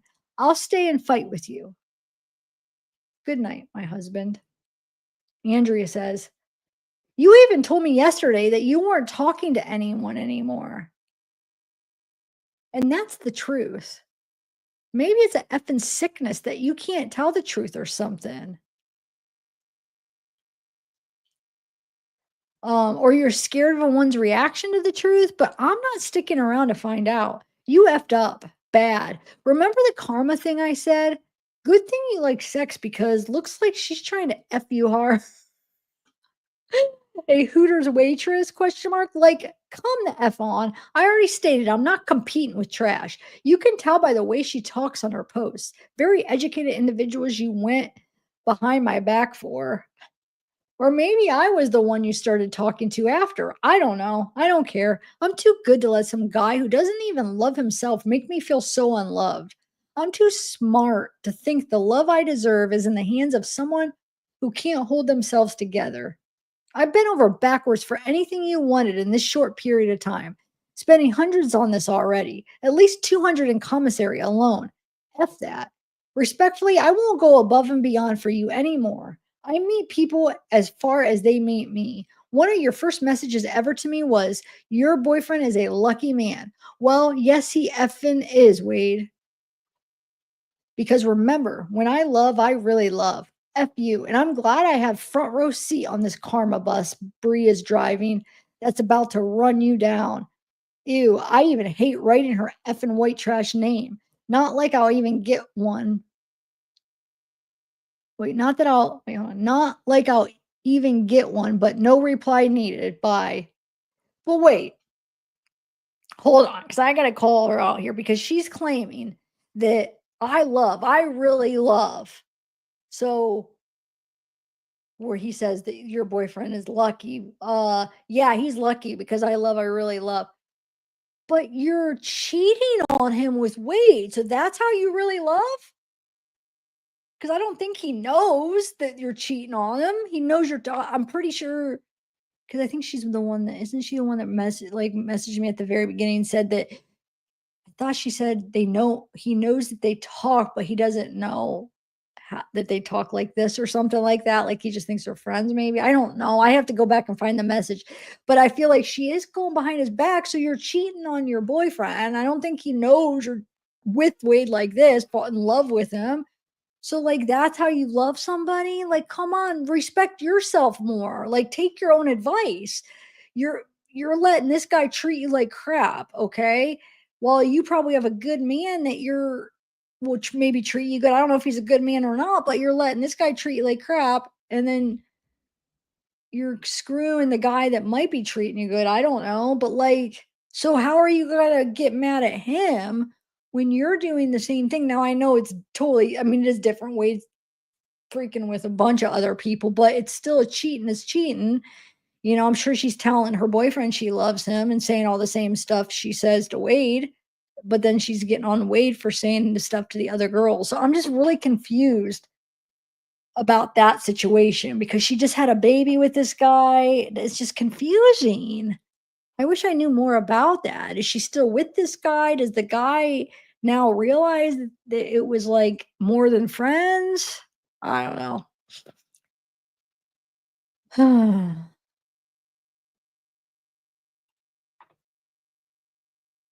Okay. Man, this eye's been bothering me all day. It like hurts. I feel like there's something in it. Okay. So Nicole says there's some redaction. It says they put you in ad. Oh, segregation. You gonna F around and call me or what? I know you're running a game on all the females writing you. That's cool. I would be doing the same if I was facing life or death. I'm not sending any more messages. I don't like to share. You're gonna have me out here catching a effing case, Nikki. Andrea. Thought you were done. So Andrea says, and I might regret saying this, but I just had sex. I was super mad at you and I asked him for it. Well, to be exact, I let him go down on me and then we had sex. I remember you saying you wouldn't talk to me ever again if I did anything sexual with him because I was going to leave him for you. So hopefully this helps you not want to ever write or call me again. Not to mention, I don't lie. So I would have said something regardless. It it was angry sex anyway, but that doesn't matter much. Sex is sex, huh? I'm sure you have the ability to delete me on here. So have at it, Mr. Wilson. Wait, I'm confused when she says I would have said something regardless. Said something to who? And she's saying she don't lie, but is she lying to her boyfriend? I want to know the situation. So she just doesn't lie to some people, but lies to I don't know. And I'm not trying to be like call her out and be mean about her, but like I'm saying all you girls need to love yourself a little bit more than let this guy piece of trash like ruin your lives over because he's not worth it. He is so not worth it. Anyway, Kelly says, "Hi Wade, I'm back in Charlotte now. Need to tell you something. Call me. I can also send you some money for food and drinks. Just let me know how I can send it. Won't let me send through this platform. I already tried. But for real, call me. I need to tell you something. XOXO Kelly. So now we're on 7/11, July 11th, but we're at 12:03 a.m. A beer says, "Hey, you still there? Because after a long effort, one app seems to be working if you want to try." Vivian, they redacted a whole chunk of Vivian, the whole thing. I don't know. Huh, at 12:17 a.m.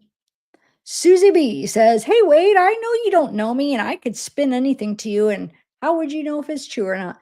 But be mindful who you speak to and what you say. Yes, it's awesome. So many girls want your D in their mouth." But you need to be a bit more classy and choose wisely. I would use this opportunity to actually make it effect with people who will be in your corner long term, not just for TikTok views. After your trial, 3 to 6 months, you won't have the same amount of people thirsting over you. Think like a businessman and invest in women who will add value into your life. Anyways, you can take my advice or you can just continue being sloppy with every single girl. People aren't dumb either. Work smart, not hard. I will keep my number for another month, then delete, because no point having something if it's not going to get used. Natalie says, "I gave it to you in my last message, LOL." So she, remember, he asked for her number. So she gives it again. Marina says, "You looks really sad. Maybe I'm mistaken, but your eyes, they look sad and you look anxious. I get the tattoos. Maybe you're trying to hide, but and look tough. Hide, but and look tough. You are tough, but what gives it away is your eyes." Oh. Brittany says, "Only reason I'm on TikTok is because my team has my businesses on there." LOL. I'll get on when I have time. Tonight there are these girls, plural, putting y'all's business out there. And I don't know. Weird shit. Literal emails and screenshots. Be careful who you talk to. That's some crazy shit. Andrea, F you for having this mental power over me. All I want to do is sleep. I haven't slept 1 minute tonight, just effing thinking. Please block me so I can't message you, Wade. Please. She can't help herself. So she needs him to just like block her and not respond because she cannot help herself from keep responding. Keep. Aaron says, "Hey, babe, can you at least just message me back and let me know that you're okay? Please." Love, Aaron. Arthur says, "Good morning, Wade. It's Michaela. I hope you're well. I'm trying to find out with this email whether my letter, which was supposed to have arrived on July 7th, actually reached you. It was a letter with a photo. I don't want to be pushy. I can imagine that many messages either don't reach you, and if they do, that you won't reply due to the media coverage that has now arisen. Unfortunately, there are enough women on social media who would publish a reply from you, and that could have a significant consequences. We know that media is like piranhas. Everything is twisted and digitally edited. Therefore, any reticence is completely understandable. It's okay that I don't get a reply. It's enough for me to know that my words addressed to you have been received. I pray for you. My thoughts are with you. A hug." Ruby says, "Hi, Ruby." Oh, I guess he's saying, oh, sorry. "Hi, Ruby here. Thought I'd send a picture of myself too so you can see who you're talking to. Hope you're okay today." See, these are the pictures that we can order, that they're sending.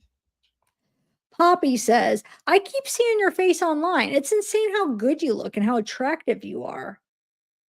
Your smile is just wow. It makes me melt. You probably have a lot of people messaging you too to tell you that, but I just couldn't help myself. I hope you get out. 'Cause wow, I hope you didn't do what they're claiming you did so that you can be free. Because I think a lot of people believe you. Really?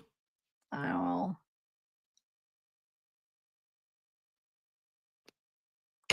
So there's that. I never got your email. Remember in the last live you said you emailed me? I never got one. Can you try again? What was your email? Jesse says, "Good morning, my one and only love. I hope you slept well." So now we're at 5:55 a.m.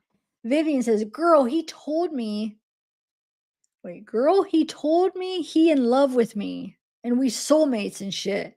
So now she's quoting what these women are posting because she does that often. She'll just start out with one. It's like, wait, what is this? And you got to be like, oh, now I just wonder if maybe they just sometimes maybe just get off the phone and then she's saying I'll post and that's why, or she just does it. And then it's like with no like description. Okay. So he sure has definitely tried to me, F with me. The messages that he has personally sent me, I feel sorry if this is.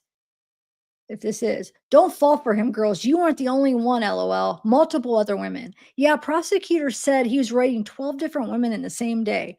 Unfortunately, he has a large fan base. I think you know what that means. These comments are only a small part of what is still there. They are a 1 day old. I hope they are happy now you have made it. I hope you are happy now you have made it. You killed 3 women in your life today. I told you, I can't take it. Please don't hurt me. It was all a lie. You never had feelings for me. Your best friend, the love of your life. You will love me forever. Everything is a lie. You never felt anything for me. Now I'm sitting here for the first day and okay, so sometimes I'm confused when it's her talking and it's done. She's done quoting the women. So is that her talking where it says right here, you killed the 3 women in your life today? Wait, what does that mean? You killed the 3 women in your life today. What does that even mean?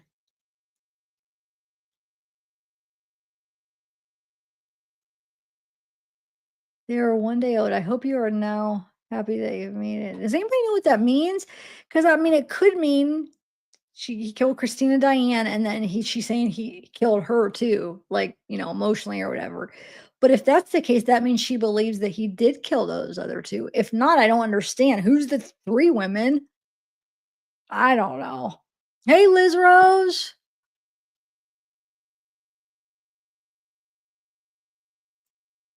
Okay. Yeah, but I thought that's what I was thinking. That's my first thought. But here's the thing. I thought she thought he was innocent. So that means she does think that he killed them. You see what I'm saying? So that's kind of interesting. Um, because a lot of these women think he's innocent. It's crazy. So yeah, I thought that's probably what she meant. Oh, okay. You killed 3 women in your life today. I told you, I can't take it. Please don't hurt me. It was all a lie. You never had feelings for me. Your best friend, the love of your life, you will love me forever. Everything is a lie. You never felt anything for me. Now I'm sitting here the first day in Florida in the early morning and I'm devastated. You have destroyed my life. I wanted to ready and do everything for you. Redaction. It says, you were just playing with me the whole time.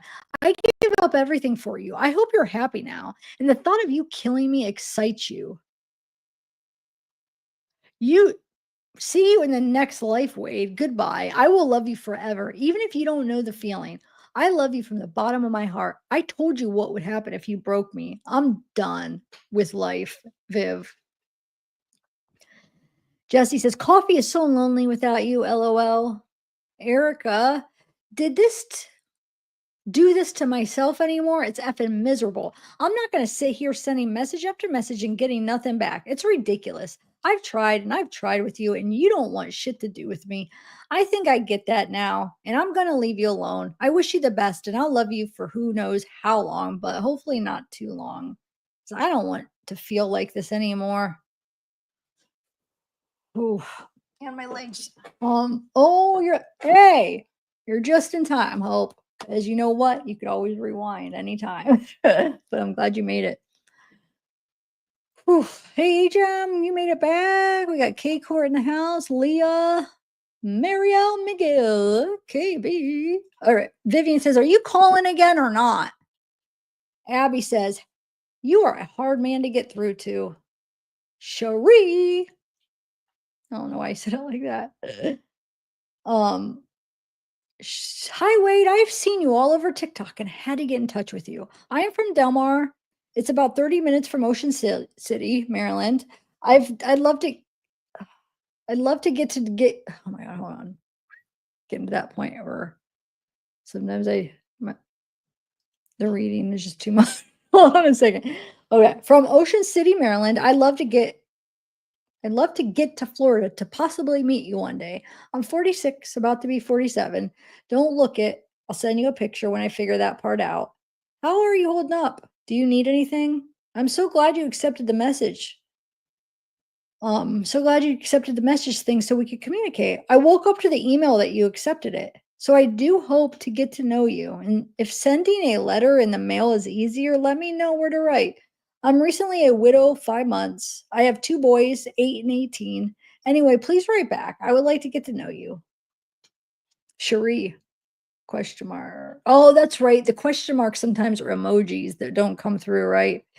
Vivian says, "Try again. My cell phone has hung up." It's just crazy though that like for instance, Andrea and Vivian go from like that to like, "Oh, call me. I love you. Where are you?" And then after they just went, says like, "You're killing me, effing this." And I don't understand. Jesse says, "Baby, I'm gonna be starting my leg day soon. Gonna make it work with what I have around the house for weights. LOL. What music should I listen to today? I love you." Wade to Vivian. Okay, you hang up. You hang up. Don't ask me to call or text today. I'm serious. And don't send me no money. So she must have hung up on him. Vivian says, "You just confirmed it. I didn't hang up. What are you doing now? Are you writing to the girls again? Thank you for making my first day here so easy. I feel really comfortable." And then she says, "If you do that now, Wade, really, I'm going to freak out. Call me." Wait, do what? What did he say? I forget what he said exactly. Oh,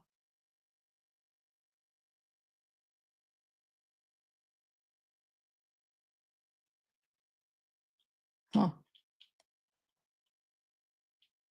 And then she says, "You really love me? Yes? Then call now."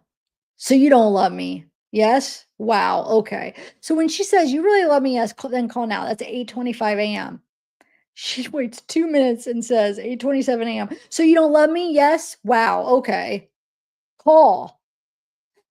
So then at 8:27, then 8:44, she says, "Call." So he still hasn't called. So almost like what, 17 minutes later, he hasn't called yet. And then Wade to Jesse, 300 to PayPal? Question mark. And he said, "Listen to Collie Buds." That was to Jesse. And then Vivian says, "Babe, I hung up by mistake. I hit the wrong button. I'm sorry. Haha. Please call again." Jesse says, "Nothing has come through on PayPal yet." And then she says, "Just got done working out. I have calls that start at 11 today and go through most of the afternoon. Do you feel up for talking on the phone?" And then there's something redacted that Jesse sends. Then Vivian says, "I'll send you money later, baby. I have to do this in peace." Are 200 okay, or is that not enough? And Wade to Vivian, "Yes, baby, that's great." Of course, money. Redaction. "Here's my lawyer's name and number in case you need to provide to DR. It might help. Malcolm Godwin."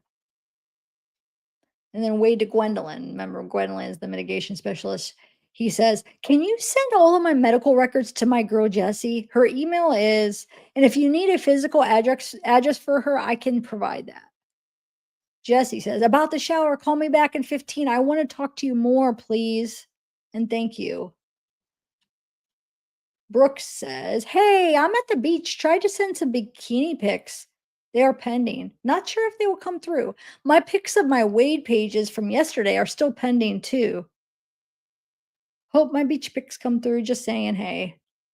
Wade to Jesse, "That will work, babe. I'm using the restroom to take a shower, babe, and we'll get back together in a minute again. I love you." Oh, he's I said that wrong. He's saying, "I'm using the restroom, so take a shower, babe, and we'll get back together in a minute again. I love you." And then Wade to Vivian, "Yes, of course, baby. Todd is in the know about, wait. Yes, of course. Todd is in the know about you as my fiance, girlfriend, question mark, sigh." So actually what I think is that not only did the whole entire hotel hear you, but the people who were out on the beach swimming in an ocean could hear you also, baby. LOL.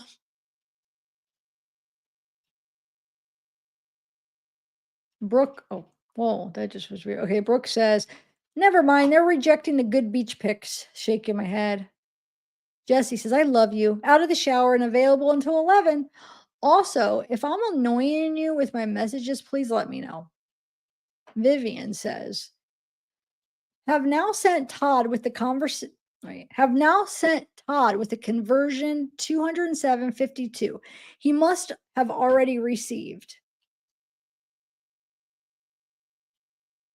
Wade to Jesse. You never annoy me. Question or redaction. And it says, you are great, baby. You should have money at the PayPal account. Call in a minute.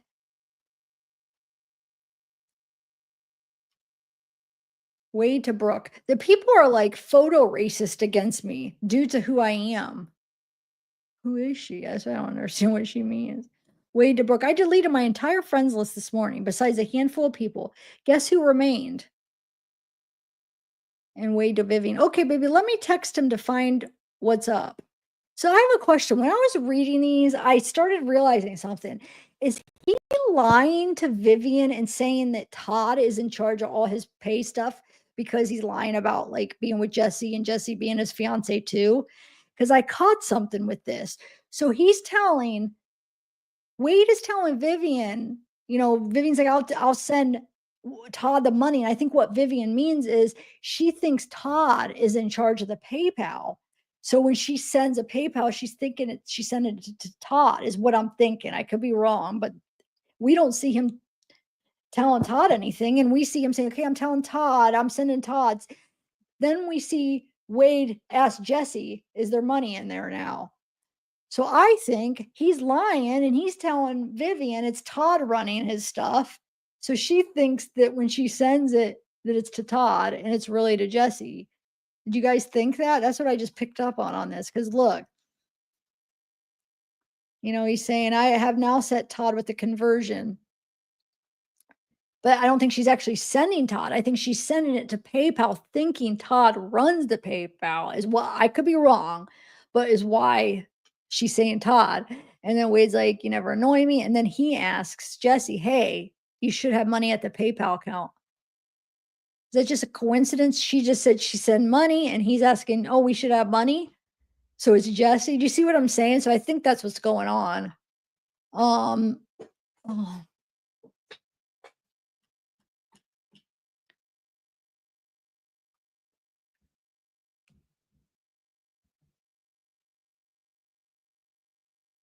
oh God. Oh, was she? I must have missed that. Okay. Okay, so Wade to Brooke says that wait. Oh yeah, I don't understand this. Photo racist against me due to who I am. Who is she? That's what I'm confused. What does she mean? Who I am? Is she some famous? Hold on, I think I have a picture of who that. Well, I have to look that up because what does it even mean? Photo racist due to who I am. The Wade says I deleted my entire friends list this morning, besides a handful of people. Guess who remained? He says this to a couple people. Oh, I deleted everybody's, but like makes everybody. If you remain, you're so special. Oh, I deleted everybody, but guess who remained? Brookie Brooke, you did. Wade to Vivian. Okay, baby, let me text him to find what's up. And you'll see he does not text to Todd. He just texts Jesse about the money, so it has to be that. Oh, okay. So Wade to Susie. So this morning I deleted my entire friends list. So he just wrote this to Brooke. Now he's writing it to Susie B. I just deleted my entire friends list besides a handful of people. Guess who stayed on? Oh, you're making people oh, they're so special. Oh shoot. Oh, I must have forgot. Not that we don't know her last name, but hold on. Hold on a second. Just to be safe so we don't. I should just stop anyway, because I'm getting close to where I ended the redactions anyway. I just but yeah, 100%. So I have to hold on. I have to do this because I have to show you this. Hold on one second. Give me 1 minute. Give me 1 minute. I'm gonna sleep good tonight, man. I didn't get very much sleep last night because I got to bed so late and then I was up for that trial or for the hearing. I got up at I think I only got by the time I went to bed, I don't even know what time I went to bed. but I feel like I only got a couple hours of sleep. My eyes are burning. I got to do it this way since it won't let me redact it a different way because the way they freaking say these, you got to make it complicated. Wait, why is it doing that?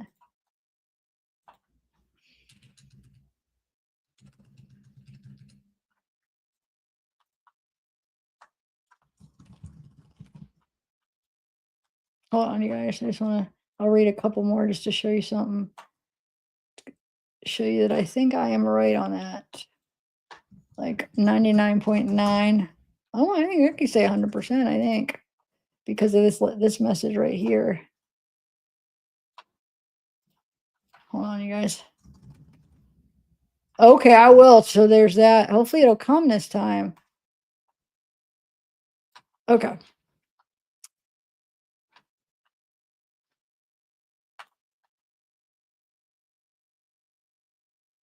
All right, so here we go. So, Jesse to Wade. Vivian sent 207.52. Total is now at 2,068.61 at PayPal. So right there, we just confirmed she thinks it's Todd. She's like, okay, I'm sending Todd because I'm sending it to PayPal, so it's going to Todd. And then it's Jesse that he's checking with. So that's confirmed. Yep, Vivian just sent it. He's such a liar. I don't know why that doesn't surprise me. I don't know why I'm making a big deal because it's not surprising at all, but just jerk. Okay, so Vivian says, please let me know. Wait, let him know what? What was she? Wait. Oh, okay, baby. Let me text him to find out what's up. He's texting Jesse. Let me know. And then Wade to Vivian, got it, baby. He's about to send it to me now. He's such a liar. It's Jesse. Oh, Todd's about to send it. Oh my God. Wade to Alexandra. So I deleted my so he wrote it to Brooke, to Susie B. Now he's writing this to Alexandra, the same thing to all three of them. So I deleted my entire friends list this morning, keeping a small handful of people. Of course, I kept you. We switched up the wording a little bit on that one. Getting creative, Wade, getting creative, switching the words a little bit. Oh my God. All right, this is going to be the last one. I'm going to stop here. Brooke says, boy, you lying. Wait, boy, you lying B. I'm teasing XO. I'm mad at you. You were supposed to reply to me last night and tell me you do like me or say something. Anything. Ah, LOL. Yeah, old girl Bree steady posting saying you call her like crazy still daily and says you say keep your all's conversation private till you're married. She's a complete bitch. She clowns. So if you do talk to her, trust she is a piece of S behind your back. I'm trying to get her to Wait, I'm trying to get her shit taken down. I got one video removed. That sucks the good pics can't come through. You would like them. Thong bikini babes. The booty is bootylicious today. Hee hee. Wait, I'll do a couple more because I want to see if does he respond to her? I forget. Alexander says, morning, babe. Oh, that's sweet. Sent you some pics. Yeah, I guess it's better to keep it like that for a while, at least by the end of the month, so this doesn't affect your sentencing. Did you receive my trust deposit? Any updates on the motion your lawyer filed? Vivian says, okay, great. We'll talk later, babe. Please just don't mess up, okay? I'm really trying to trust you. Oh my God, as he's straight out lying right there in these messages, trying to trust you. And he just said that it was Todd. Oh my God. And I believe that I'm the only one for you and that you really have real feelings for me. Wade to Vivian, just drank protein powder with some coffee, feeling good and thinking of you. Yes, we will talk later whenever, baby, always. I am and will continue being good to you. That's good to you. I promise you this with everything in me. No one is on friends list. No texts or calls unless with you. And Todd sent me over the money. Such a So all is good. I want movie watch till you're ready. I love you, beautiful. Always pricing. I won't watch the movie too. Tots. We just seen it was Jesse. Oh my God, this is too much. Wade to Jesse. Just drank some protein powder with coffee in it. I love you, baby. You are so good for me and to me. Redaction. She obvious is in the process of completing your request of records. Hmm. See? That was some was that whatever she message that was redacted? Because what's that about? Request of records? We didn't get to see anything that she said like that, right, Jesse? I think what did she say? Because it was probably something they redacted. So what records is she? Oh, yeah, never mind. He messaged Gwendolyn. Remember?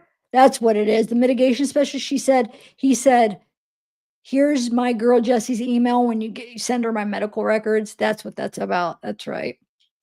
Brooke says, if you get a bunch of random pics, it's because I am now going through and trying to send a bunch in my phone to see if they get to you. XXO. Some are from TikToks I've made, some are regular selfies, etc. I'm pissed. I'm trying to show you what I look like for real. She's getting desperate because he's not responding. She wants to try. He hasn't responded. Let's see. Brooke says, I mean, you know what I look like, but I mean more of me, XX. Jesse says, you don't know how good that makes me feel. I love you so much, Wade. Happy we're finally getting somewhere. Redaction. About to talk to the lawyer. I'll let you know when I'm done. Brooke. I just want to see if he responds to Brooke, but he hasn't. Here, let's see. Brooke says, I can't ever come to the beach without being bothered by dudes. Drives me crazy. 5 have come up and hit on me. It's not even noon. Just trying to lay out and be left alone, lol. Wish you were here.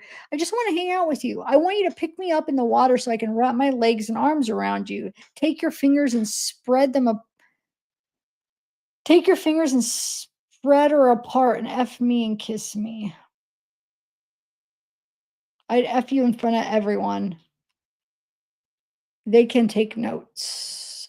Alexandra says, there's a girl, Amber, who spoke to you for an interview. She has many followers on TikTok and is speaking nice about you. Jesse says, well, that was a waste of time. Calling doctors now. Wade to Vivian says, making sure you're okay and sending all of my love. Wade to Jesse, he says, maybe that's why this consultation was free, lol. Yes, please. Thanks, babe. We got Malcolm on deck with the movement. Redaction. And then Wade, another one to Jesse from Wade says, I love you too, Jesse. I'm trying here. I really am. By that, I mean, I know general with things. Well, no. Wade to Alexandra. Last I heard on Amber from a half weeks ago, after I denied her an interview and deleted her, that then she was posting videos saying I shouldn't have turned her down and that she was going to expose me and blah blah blah. But so now she's speaking highly? Question mark. How many followers does she have now? Before it was like 11,000. Wade to Brooke, so he did respond. He has responded. He says, we got to have your little sexy ass carry around a banner with a pic of me on it. And you can stick it into the ground when at the beach and such. Oh, and Wade t-shirts and such. Oh my God. Jesse says, left messages at 5 places, lol. I think everyone's on lunch. I'm available if you want to talk until my next call at 1 and then another call at 1:30. Wade to Jesse, you're so amazing and always taking care of me the best you know, or always taking care of me the best you know how. I'm grateful for everything. You and I love you. What? I'm grateful for everything. You and I love you, Jesse. Oh. Vivian says, there's some redaction. It says, everything's fine. Don't worry. Your girlfriend will be fine here in a big foreign country. Haha. Let's talk on the phone later when I'm back at the hotel. I love you. Do we believe she actually even ever went to Florida? I don't even know. I'm doubting that. Alexander says she has 33,000 now. Well, she didn't expose anything in a bad way. She just showed your discussions over the interview. I noticed she knows how to speak and keep the balance, like for both parts, one who like you and ones who don't. Because when Bunny spoke, she was too excited and created bad reactions. Last post of Amber is regarding the new motion and asking people what do they think. Love. Jesse says, I know you're trying, love. I hate that you feel this way and can see yourself through my eyes. promise I'm gonna keep calling blank. I love you. Brooke says, "Hey," or wait, she says, "Hee hee, yes, and write your name with sunblock on my ass so it tans with your name on it." Alexander says, "Her last post about you 4 hours ago." I'm gonna stop here. 8:15. That's a good spot to stop. Let me write this down. Where we left off.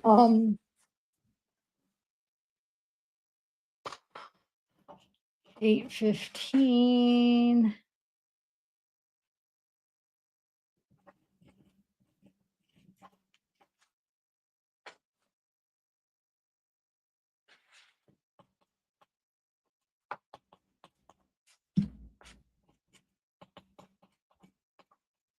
Okay.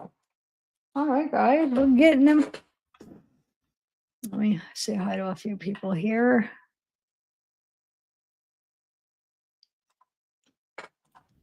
Okay. How's everybody? That was pretty good. That was actually kind of more interesting than some of the other batches. I mean, I was kind of more interested. I don't know why those were more interesting to read than the last few videos.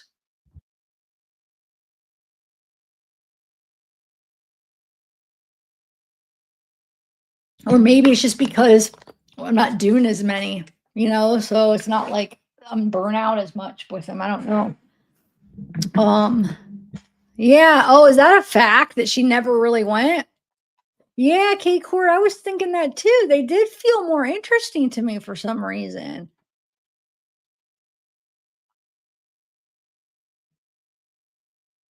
Casey. Mm. Hey, Hope Cat Case Camp. Yes, it was a pretty good one, I feel like. Hey, Joey, Joe. I don't either. I never believed that too. I think she was lying the whole time. Which I mean, look, he's lying to her about stuff. She's lying to him. It's kind of funny. Let me see if I got your email. I don't think. Wait, I got an email from somebody, but it's not your name. I don't know if that's you. What okay, answer me a question, so there's that. What was your email pertaining to? So, because I know a lot of times these emails may I don't think that's you. I don't think I got it again. Hold on, let me see. Let me read it. Maybe it is.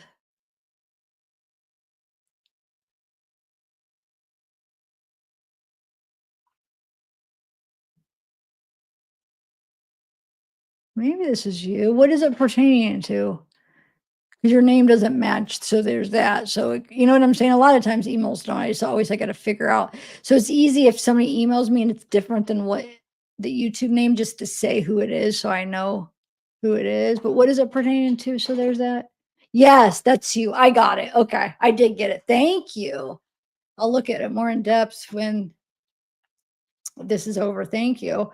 Um, okay, CB. So we know that for sure that she never came. I didn't think it always seemed like she was lying. Ugh. My face is hot. I don't know. I feel like, oh, probably because my ears.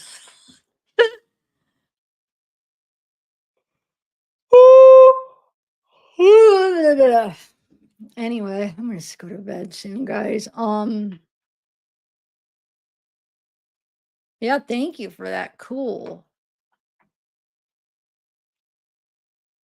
Ba, ba, ba.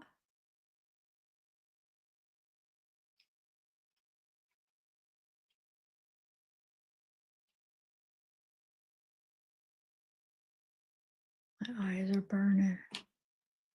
So you guys, give me some comments and emails and suggestions of like what I should do with these messages.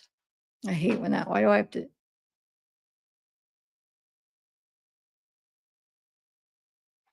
Did that? Hold on a second. Like, okay, so if just out of curiosity, I might want to try to just order a couple weeks to see like what the pictures are like. I gotta help me. I don't know. Or should I just save it for more calls or kiosk messages? It's hard to figure out.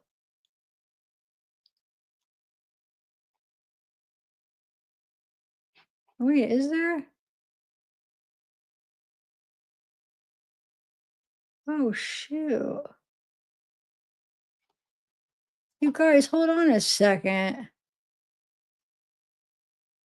Hold on a sec. I just saw, is that really?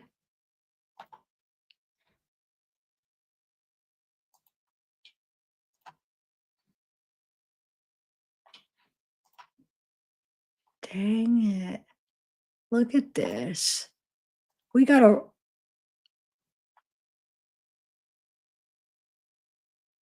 I need to order those. See, I ordered it right after. Look at this, you guys. I know that look at this Koberger video that just came out.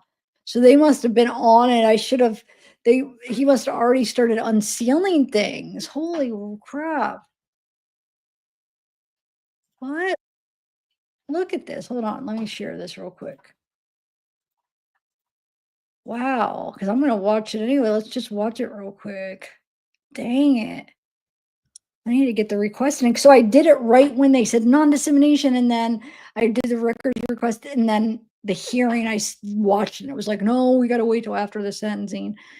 Dude, I need to get it in. Look, hold on. I haven't watched it. Just by the title, it looks like they already got some stuff, and it's not on the public site, so they already freaking have it the order in. Because it's not like you order it and it just saves for when it's available. You have to request it, which is freaking annoying. All right, hold on a second. It looks like it's new. Let's see. Shocking new details in the murders of the Idaho Four, answers to the longtime mystery surrounding the 911 call, how the faces of the victims were unrecognizable, and what quadruple killer Brian Koberger told officers after his arrest. We're taking a look at the 15 most shocking bombshells just revealed in the Brian Koberger case. This is Scandal, presented by Law and Crime. I'm Sierra Gillespie.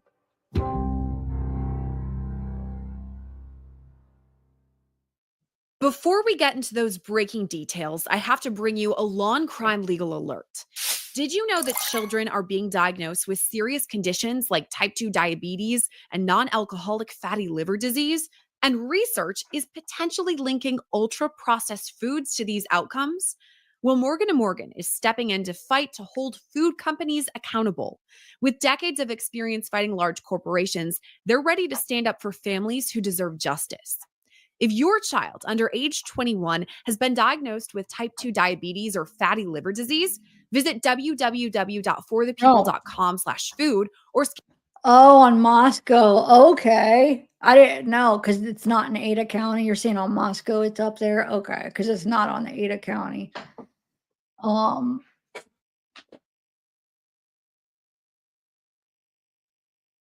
I didn't even look.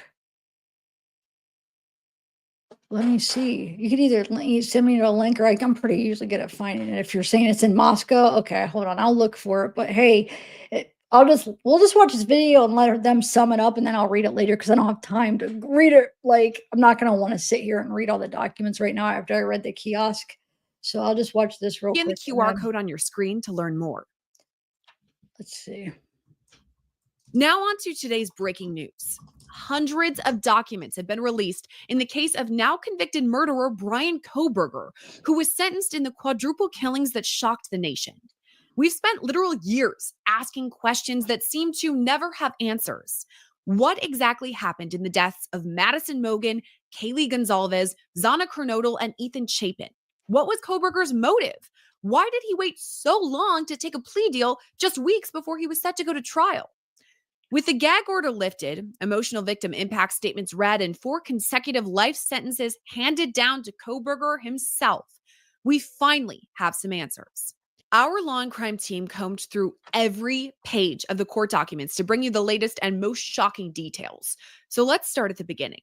It was November 13th, 2022, when officers were called to 1122 King Road in Moscow, Idaho, not far from the University of Idaho campus.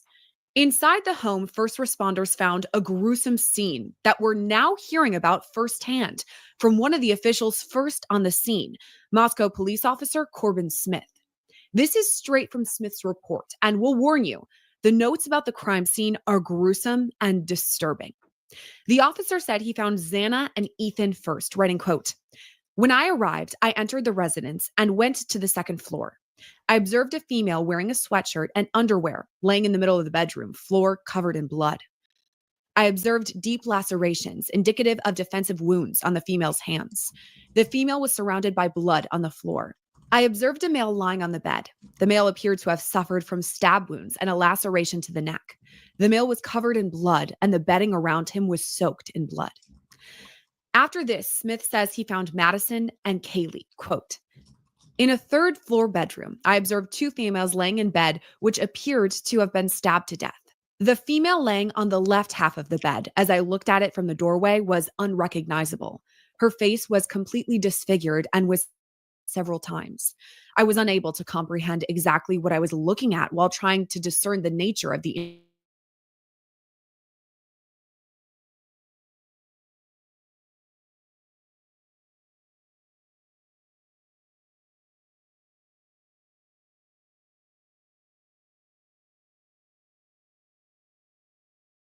as Kaylee, because at the time, Officer Nunez believed it was Kaylee. But when it says Kaylee, he really means Xana. I observed dried blood surrounding Kaylee's body and signs of cutting trauma to her face. Kaylee was covered in so much blood, I wasn't able to immediately discern where any additional injuries would have likely been. Kaylee was apparently deceased." Here's how he describes Ethan, quote, "I observed blood covering portions of Ethan's legs, surrounding his body into the bed sheets, and drops of blood on the wall near Ethan's head." He describes finding Kaylee and Maddie too, quote, "One female showed an apparent traumatic injury to her face due to the basic facial structure being unrecognizable. Both females showed very pale skin. Both females were covered in dried blood and apparently deceased." Upon further reflection, officers determined that the wounds on Xana's arms, hands, and face all came from an edged weapon. The nightstand in that room had been moved and was pushed up against the wall at an odd angle. There was blood on it. Ethan was on Xana's bed in that same room, laying on his back. He had a blanket pulled over his midsection, and his feet were hanging off the side of the bed. Upstairs in Kaylee's room, everything was neat, except that the sheets on the bed had been pulled back, almost as if someone was laying in bed and then jumped out. In Madison's room, investigators could see two people on one bed, both on their backs. Both had noticeable stab wounds, and the officers noticed the knife sheath laying on the bed next to Madison's right side.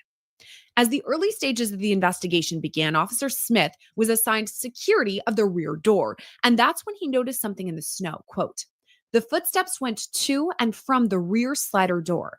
I observed the trail of footsteps head away from the slider, then turn right around a stump in the backyard and lead toward the front of the house.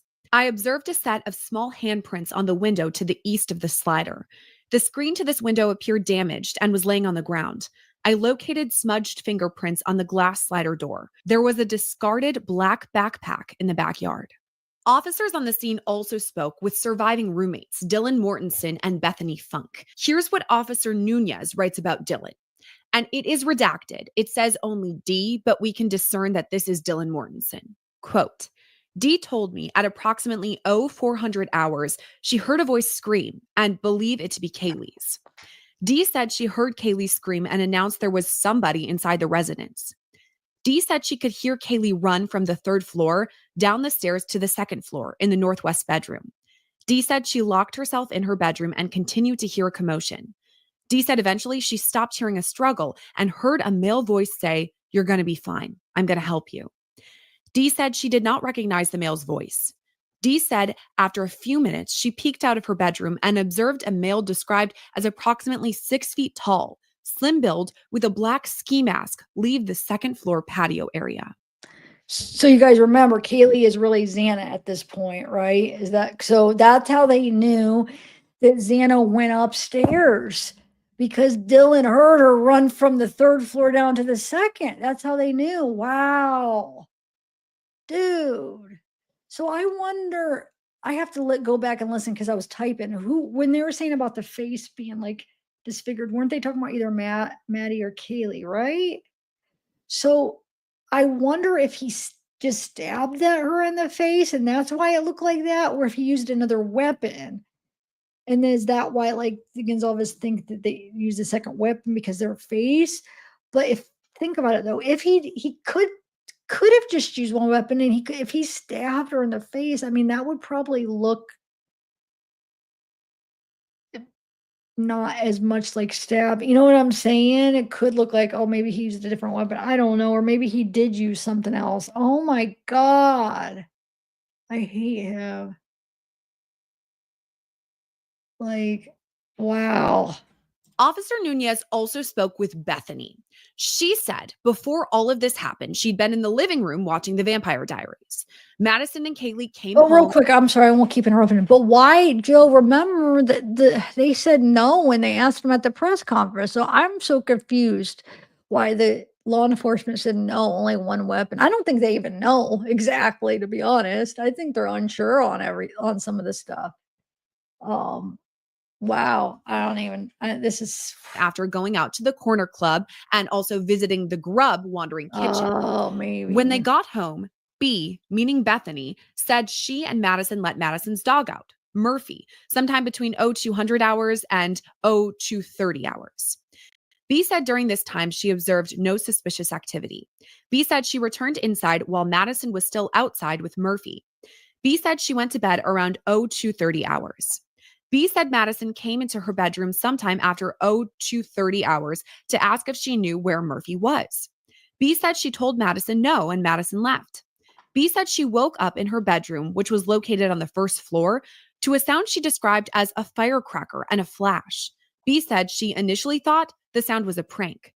Other court documents go more in depth about all of this too. B said when she went to bed, she was using her iPad to watch a TV show off of Hulu. She said she was watching Baby Daddy.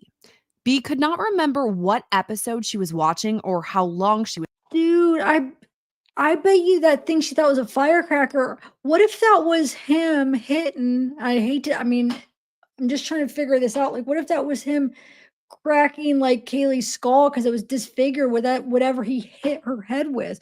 What if that was the sound she heard?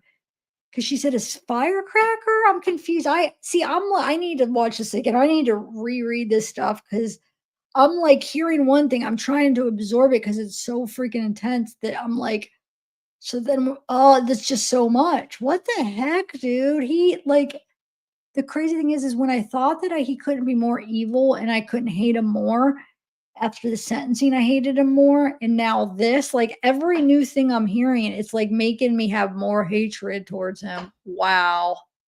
Oh, a taser. Oh, would that sound like oh, that would sound like a firecracker. Okay. Would he have had a taser?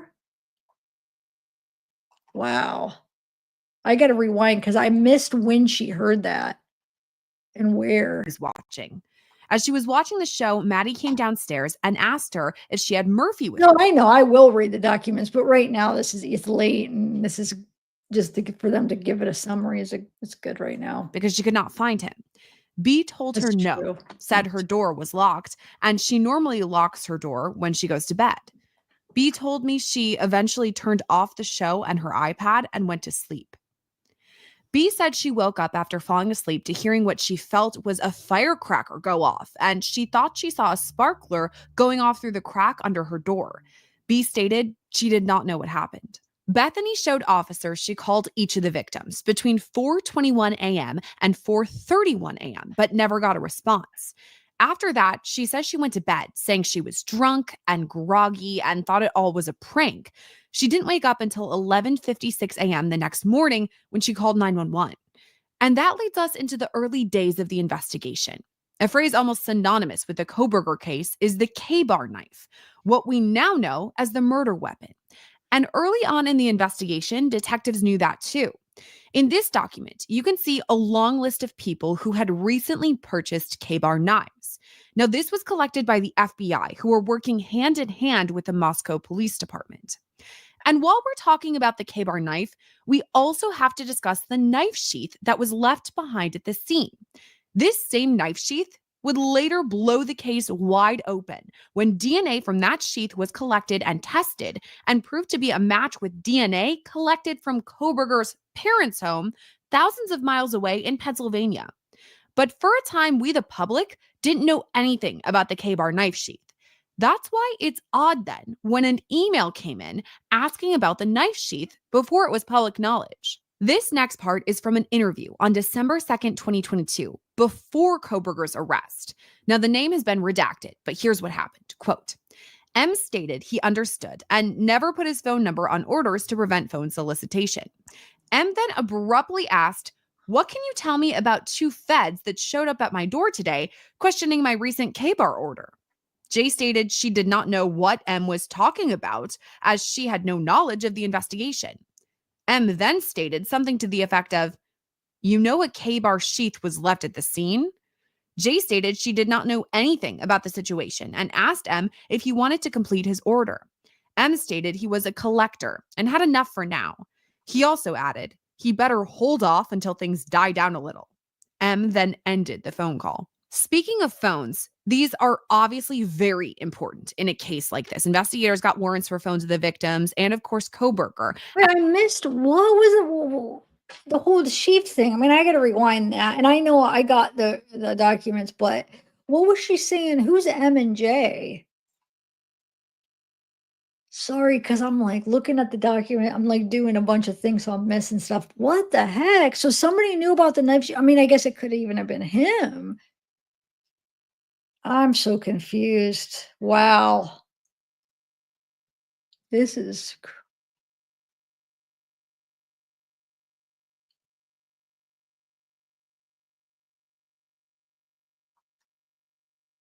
huh.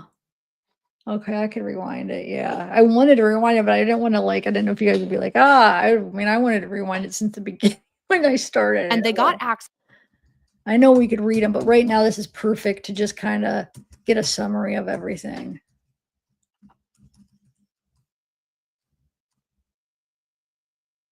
So wait, she said she was watching Baby Daddy. B could not remember what episode she was watching or how long she was watching it. As she was watching the show, Maddie came downstairs and asked her if she had Murphy with her because she could not find him.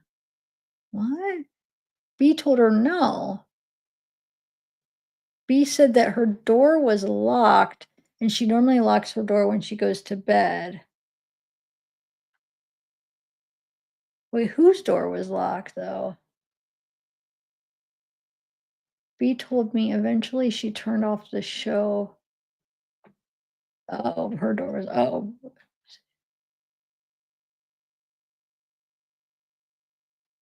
She normally locks her door when she goes to bed. B told her she turned off the show on her iPad and went to sleep. And went to sleep. B said she woke up after falling asleep to hearing what she felt was a firecracker go off, and she thought she saw a sparkler going off through the crack under her door. B stated she did not know what happened. Now remember, that's Bethany, that's B. So that would be on the first floor under her door. So she's saying she thought she heard it in a firecracker under her door, which is kind of odd because she's on the first floor. And then you got Dylan and Xana and Ethan are on the second, and then Maddie and Kaylee were on the third. I didn't even think he went on the first floor. So that's kind of interesting. What the heck was that? Bethany showed officers she called each of the victims between 4:21 a.m. and 4:31 a.m., but never got a response. After that, she says she went to bed, saying she was drunk and groggy and thought it all was a prank. She didn't wake up until 11:56 a.m. the next morning when she called 911. And that leads us into the early days of the investigation. A phrase almost synonymous with the Koberger case is the K-bar knife, what we now know as the murder weapon. And early on in the investigation, detectives knew that too. In this document, you can see a long list of people who had recently purchased K-bar knives. Now, this was collected by the FBI, who were working hand in hand with the Moscow Police Department. And while we're talking about the K-bar knife, we also have to discuss the knife sheath that was left behind at the scene. This same knife sheath would later blow the case wide open when DNA from that sheath was collected and tested and proved to be a match with DNA collected from Koberger's parents' home thousands of miles away in Pennsylvania. But for a time, we, the public, didn't know anything about the K-bar knife sheath. That's why it's odd then when an email came in asking about the knife sheath before it was public knowledge. This next part is from an interview on December 2nd, 2022, before Koberger's arrest. Now, the name has been redacted, but here's what happened. Quote, M stated he understood and never put his phone number on orders to prevent phone solicitation. M then abruptly asked, "What can you tell me about two feds that showed up at my door today, questioning my recent K-bar order?" J stated she did not know what M was talking about, as she had no knowledge of the investigation. M then stated something to the effect of, "You know a K-bar sheath was left at the scene?" J stated she did not know anything about the situation and asked M if he wanted to complete his order. M stated he was a collector and had enough for now. He also added he better hold off until things die down a little. M then ended the phone call. Speaking of phones, these are obviously very important in a case like this. Investigators got warrants for phones of the victims and, of course, Koberger, and they got access to information like Kaylee's Tinder, Madison's Tinder, and even Koberger himself's Tinder. But honestly, we learned a bit more about Koberger from his discussions with police. Now, for those of you following this case from day one, you know there were weeks before anyone was arrested. And it was a shock when an arrest came too. Brian Koberger was arrested on the literal other side of the country than Moscow, Idaho, at his family's home in Albrightsville, Pennsylvania. We later learned he was studying criminal justice in Washington State, just a short drive away from the University of Idaho. Koberger was arrested on December 30th, 2022, and now we have some major details about his first conversation with police. It started as police read Koberger his Miranda rights, and then, after collecting Koberger's personal information and inquiring about medications, Detective Gilbertson and I began to speak to Koberger. Detective Gilbertson asked Koberger about the SWAT operation at the house, to which Koberger replied he was concerned about his parents and his dog. After that, the detectives and Koberger made small talk. Koberger said he went to Washington State University, but he wasn't a big sports fan. And then they talked about Koberger's contentious field of study. Quote, Koberger then spoke about how he became interested in criminal justice and stated he thought about being a police officer, but did not want to make that commitment unless he was absolutely sure. This carried on for a while. They discussed everything from Koberger's life in the Pacific Northwest to his road trip with his dad back to Pennsylvania, and even talk about the weather. And then Koberger himself demanded some answers. Koberger then stated he understood why we were engaging in small talk, but would appreciate it if we explained to him what he was doing there. Detective Gilbertson asked Koberger why he thought he was there. He said he wanted Detective Gilbertson to tell him. Detective Gilbertson said we're there because of what occurred in Moscow, but did not provide any further detail. Detective Gilbertson asked Koberger if he watched the news. Koberger said, I watched the news.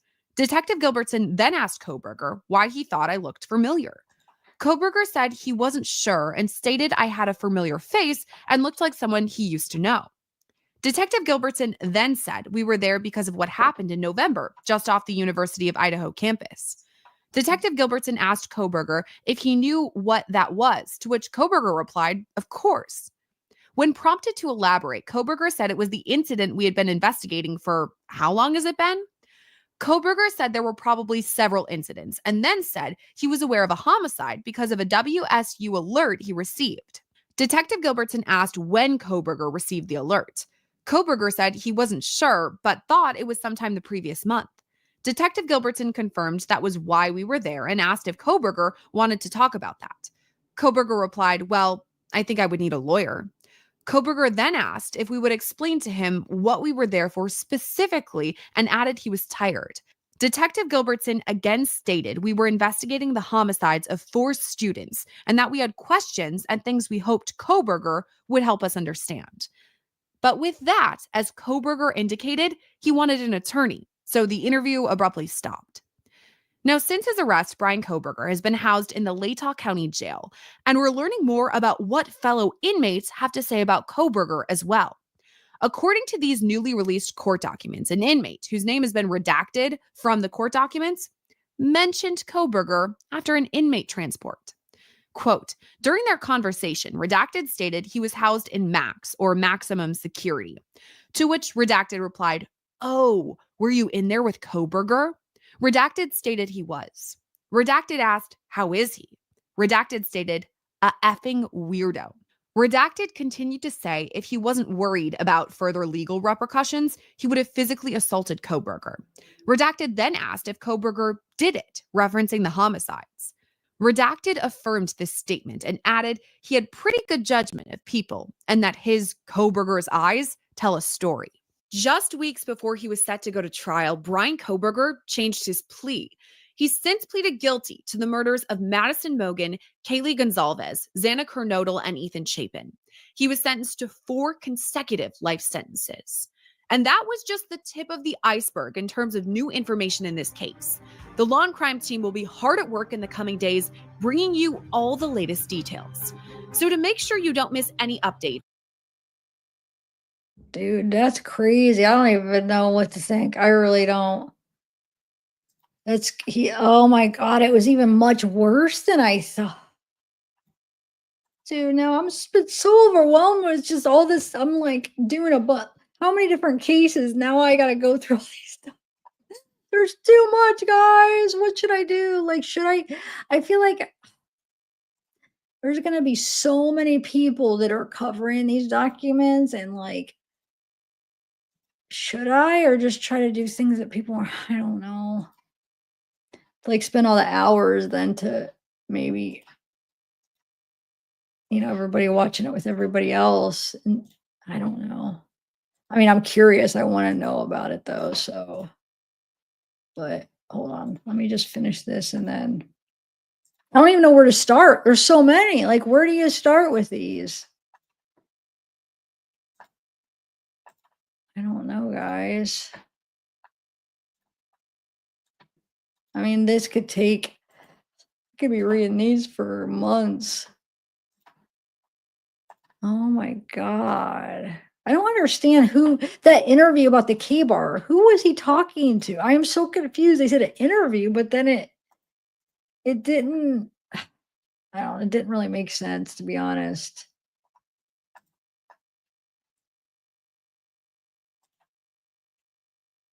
Hold on.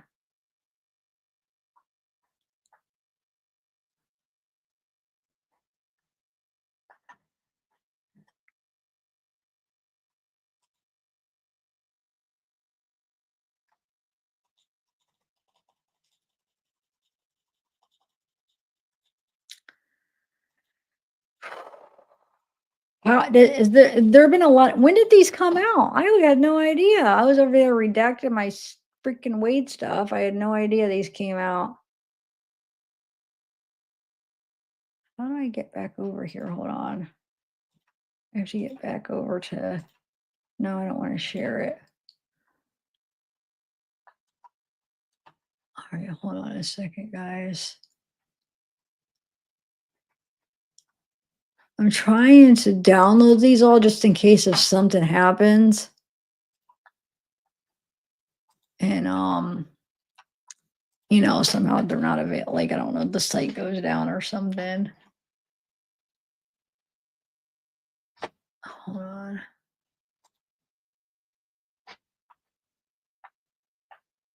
Trying to find a way instead of going through and clicking them all and downloading. Is there a way to download the whole thing each time? It's driving me nuts. There gotta be. Hold on. Gotta be. I gotta find it. I don't want to have to go through each thing. Hold on a second. I don't know. I wish I could have something like read it, like audiobook, so I could lay in bed and like have it read to me. Is that possible?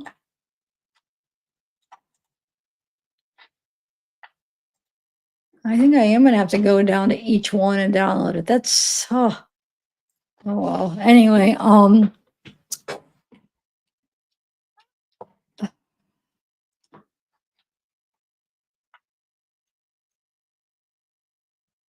Oh, yeah, I did the Rebecca, we did. I was live streaming it. It is amazing.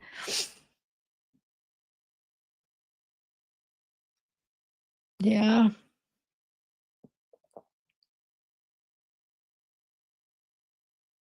I just know other people is probably already they'll be much quicker. I mean, look, it's long grind. They have a million people to go through all the documents and pick out the interesting things. Like I feel like by the time I'll get through and pick them out, that they'll already be on a million different channels, so people aren't gonna want to hear the same thing over and over. I don't know. I always just got to try to weigh out like what's going to be worth taking all the time to do it.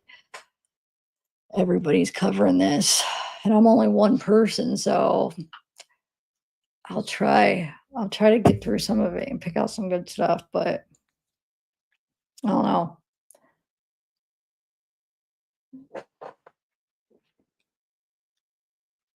Oh, okay. Well, thanks. Um, it is interesting. I mean, I guess I'm gonna want to know anyway, so I'm gonna be reading it. But wow, let me see. Hold on, let me see something.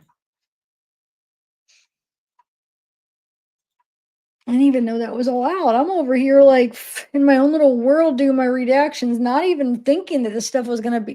Because remember, the judge said it was gonna be a long time, and it's just gonna take a while. He's gonna go back from the newest to oldest, and he's gonna take a while before the first things are gonna be ready. So I didn't think there was anything was even gonna be ready soon, you know. But I guess it was. I'm happy, but I wish I would have maybe realized it today, and then I would have been maybe I could have done a live on that and already been reading it. What about when he declined to speak? Why did he look so freaking mad? Like, let's watch that again. I just saw somebody has like, oh no, that's Associated Press. Hold on. Ugh, they freaking copyright their jerks. They just had a clip of right when he says that. I wanted to point that out earlier. I forgot. Like he just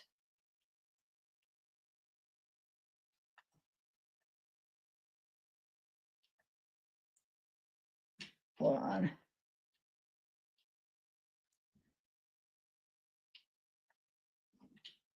I mean, it's just way worse than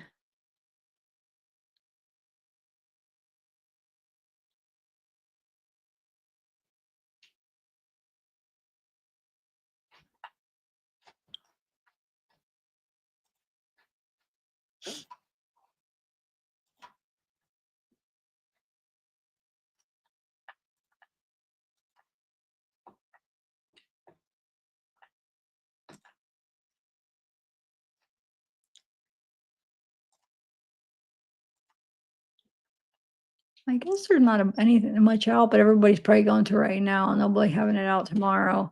I just want to go to bed though, because I am exhausted. I'm trying to see if anybody else has any like highlights of it real quick. Hold on.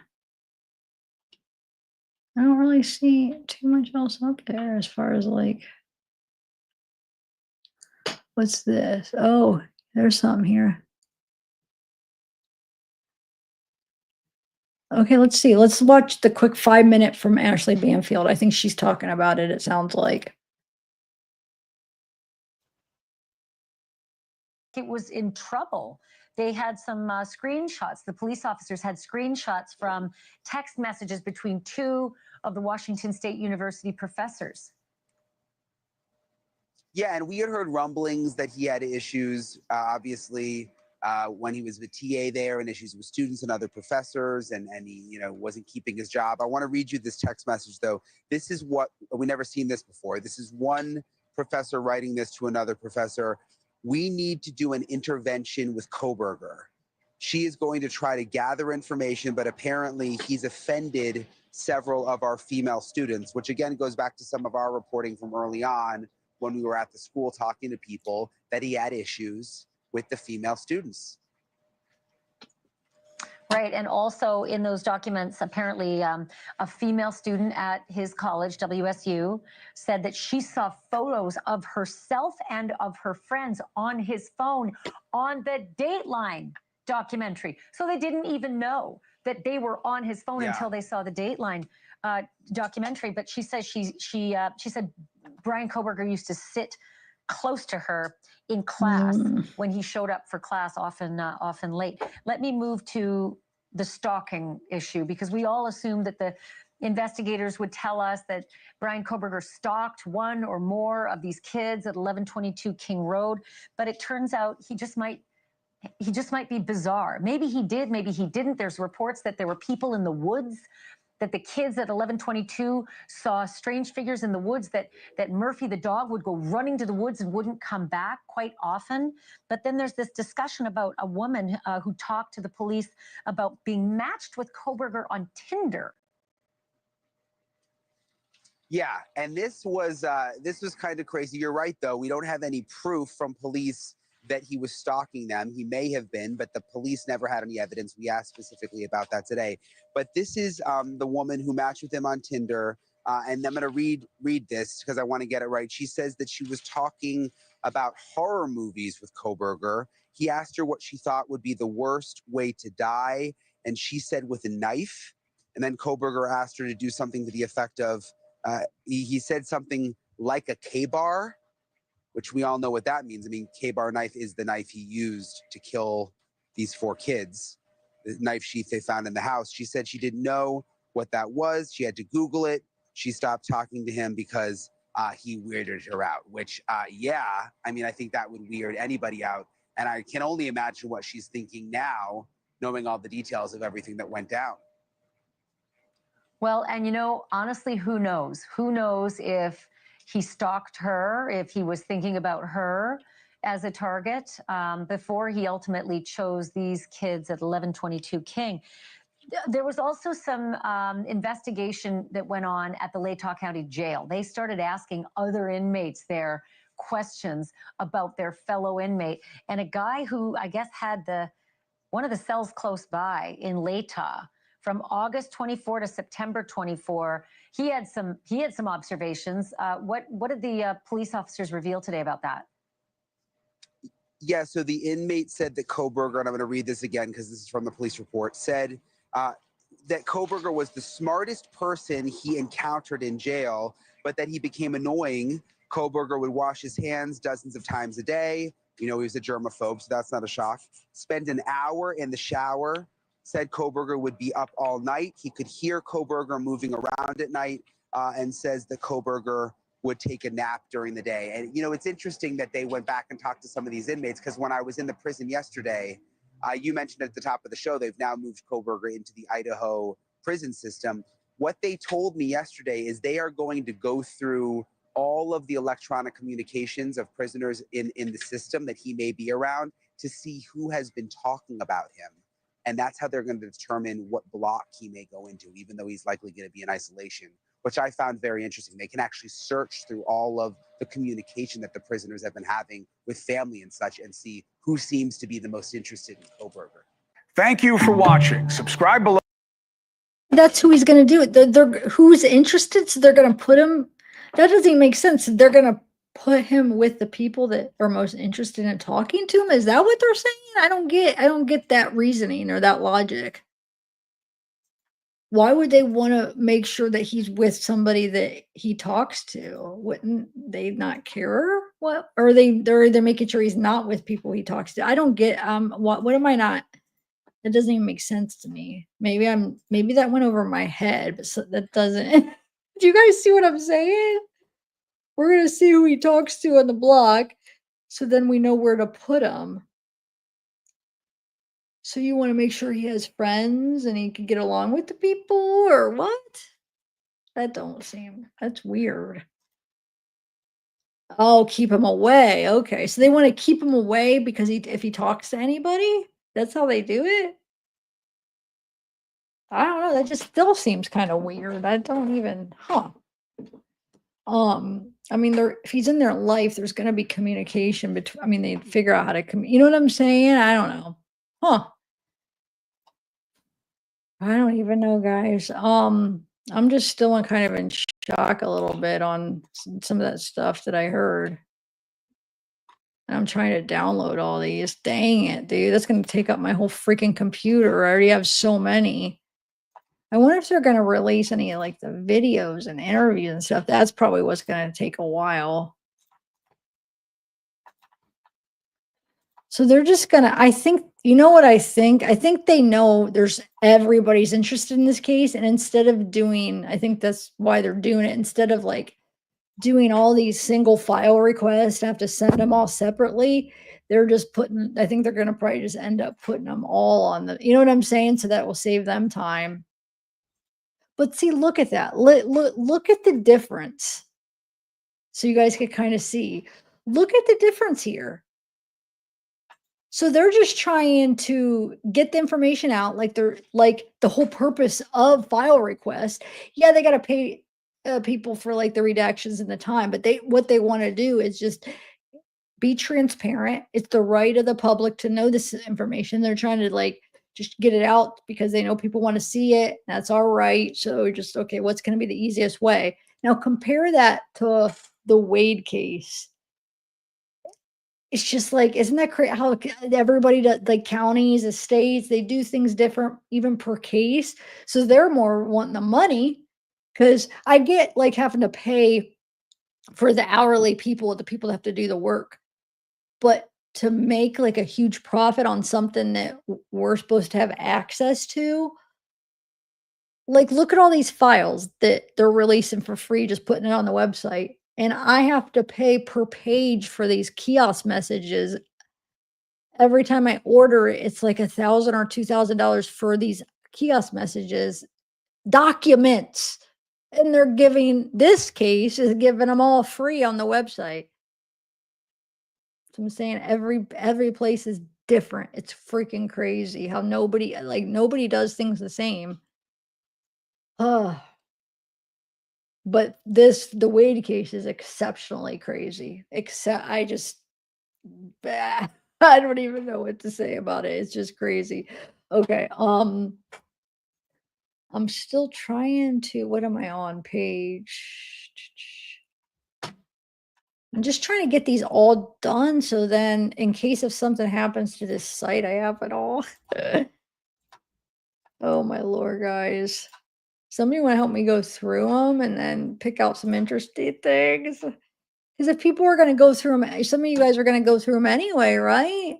Maybe you could help me pick out some interesting highlights to like to talk about on the video because there's no way I'm gonna be able to get all through these all by myself because I'm covering other cases too. I have to because like I just have to keep because like this case doesn't I don't get like as many I want to cover it because I'm interested, but I don't I'm also this is how I make my living and I don't for some reason I'm just as popular as this is, I'm not really getting very good views for this case and because so many people are covering it, and I guess I don't know why people don't want to watch it with me, but so I have to kind of keep a variety of cases to try to keep this going, so I can't spend all my time on this case, so I don't even know which files to start with. Hold on, let me get through. Oh my God. Is there a way, CB, is there a way to just download them all at the same time? I can't find it. Drive me nuts. There has to be easier way, but I'm looking on this site and I just can't find like a download all button. A lot of them usually have that, but this one's not showing.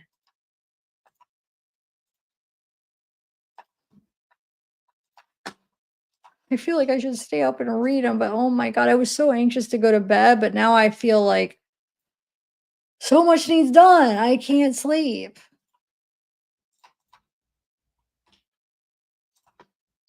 Oh my Lord. All right. Hold on, I'm not looking at chat. I'm just finishing this block of files so then I don't lose my place and then I could continue later. I'm just gonna finish. Hold on, just these couple more here and then I'm take a break. Because this isn't even me reading them, it's just trying to download them all. Oh my Lord. There's probably gonna be a lot of repeats, so I'm gonna have like a lot of how the files that they repeat so much crap.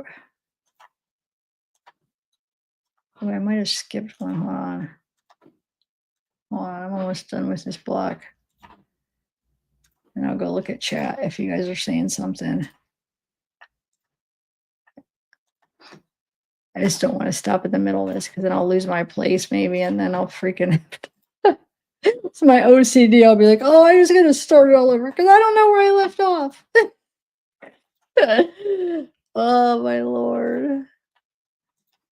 It's like that too. Like sometimes like I'm downloading files and if there's like a list and I'm like, did I do this one? Or like sometimes I'll I'll have like 3 of the same ones for a bunch because I'm OCD. Okay, so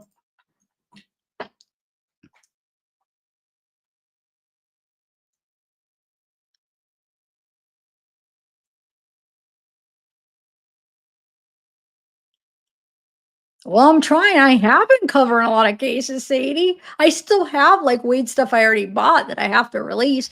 But have you been seeing how much cases I'm covering? I have been. I'm doing Ezra, Stephen McDaniels, Idaho, Wade.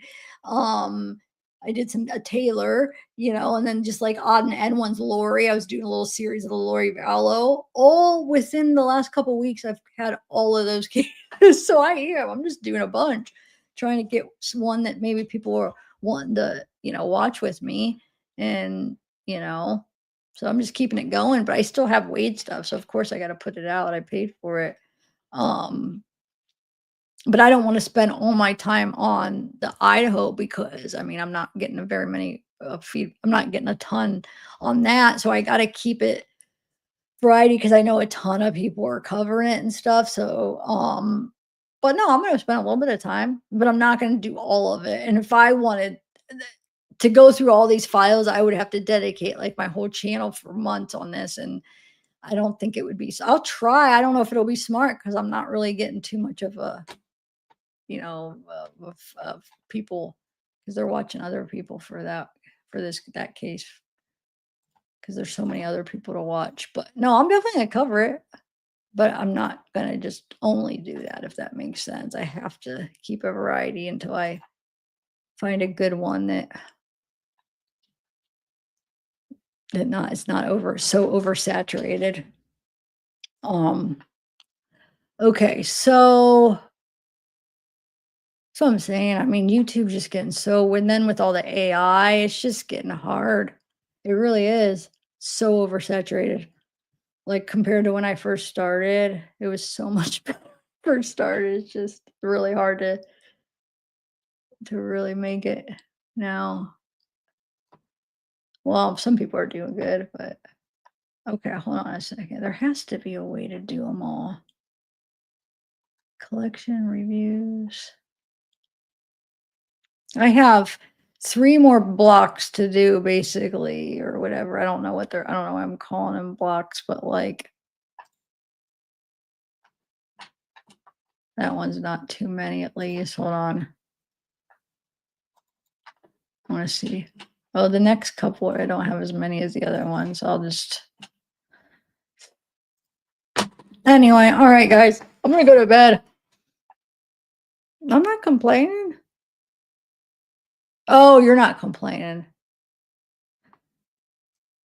I thought you said stop complaining. I'm like, I'm not complaining. I'm just trying to get some feedback and trying to figure out how to. And my mind's always turning to try to find, a good case of something interesting that I could order that's new. You know what I'm saying? That's new for everybody. So I'm still trying to find that too. I have a few things ordered, but a lot of times you get denied. So, oh, you guys, the 25th is Shonda's court hearing. So I don't know I don't know if it's going to be live streamed. It might be like after the fact, so it might be later on in the evening where one of the local channels will have a camera in there maybe, and we'll get to see it. But I'll keep my eye out, and whenever it pops up, be looking for that. Shonda's doing her hearing, and I ordered that 75-page document. I haven't got it. I already paid for sending the check and stuff. No, they did. That one was online. I was able to pay that one online. So I already paid for that. So I'm just waiting. It's 75 pages, and I should have a few other things I requested too. So I'm thinking I'll get a few things on the Shonda case. So she had a 75-page document why she should get a new trial. So that's coming. I haven't got it, but like I said, it should be soon because I already paid for it. Like I paid for it. That was 4 days ago, maybe, or something. So I should be getting soon. But the hearing is the 25th in a couple days, Friday. So if you guys are following that case, look out for that. If you guys are interested in that case, remember I'm releasing those explicit poll calls on Patreon. And the last one I think the last one that I released is 40 minutes because it's a mix of 3 calls. Okay. So these are calls that I couldn't release because they're like explicit calls. I would not be able to release them on YouTube. But that last one, so I have 4 calls up, but really I almost have like 7 calls up there already because the last one has like 3 calls in it. But so what I did is just like the explicit things in the middle so you can see like the beginning, and then that one's classic because she's like, they have their little thing and she supposedly whatever, and which I don't know if I believe she really is, but and then she's like crying and she's like, oh my God, Paul, I just, I want to see you and this sucks we're not together. And him and his little voice where he's like, tries to be so like he's so caring and like almost like fake. It's like a fake voice, like, oh baby, baby girl, baby girl. It's so fake. Like, I love you so. I don't even know how to do it, but it's like, and he says her full name, which I had to redact the full name. I love you, blah, blah, blah, blah, blah, so much. And I don't care what my family says, but it's so fake. I can't even do it because I'm not good at it. And she's like, I know, but I just want to see you. This is so hard. And this is after they have their little. So it's a 40-minute, like it's a good one. I feel like I don't know. I think they're funny because they're so fake. But yeah, so that's Patreon if you guys want to check here. Because I can't put that on YouTube. Here's my Patreon. It's the Shonda Vander Ark and Paul Ferguson case. So I had last year when that was all going on, when the trial happened, I got the jail calls so I have on my site. If you guys check out my playlist. I have a bunch of Paul Ferguson jail calls and Shonda, his mom. They both freaking starved and tortured her son, Paul's brother. He died. It's horrible because I was able to see the picture of him still alive 3 weeks before he died. There's a picture of him where he's lifted up his shirt to show where Paul's like, Mom, he's looking kind of bad. Oh my God.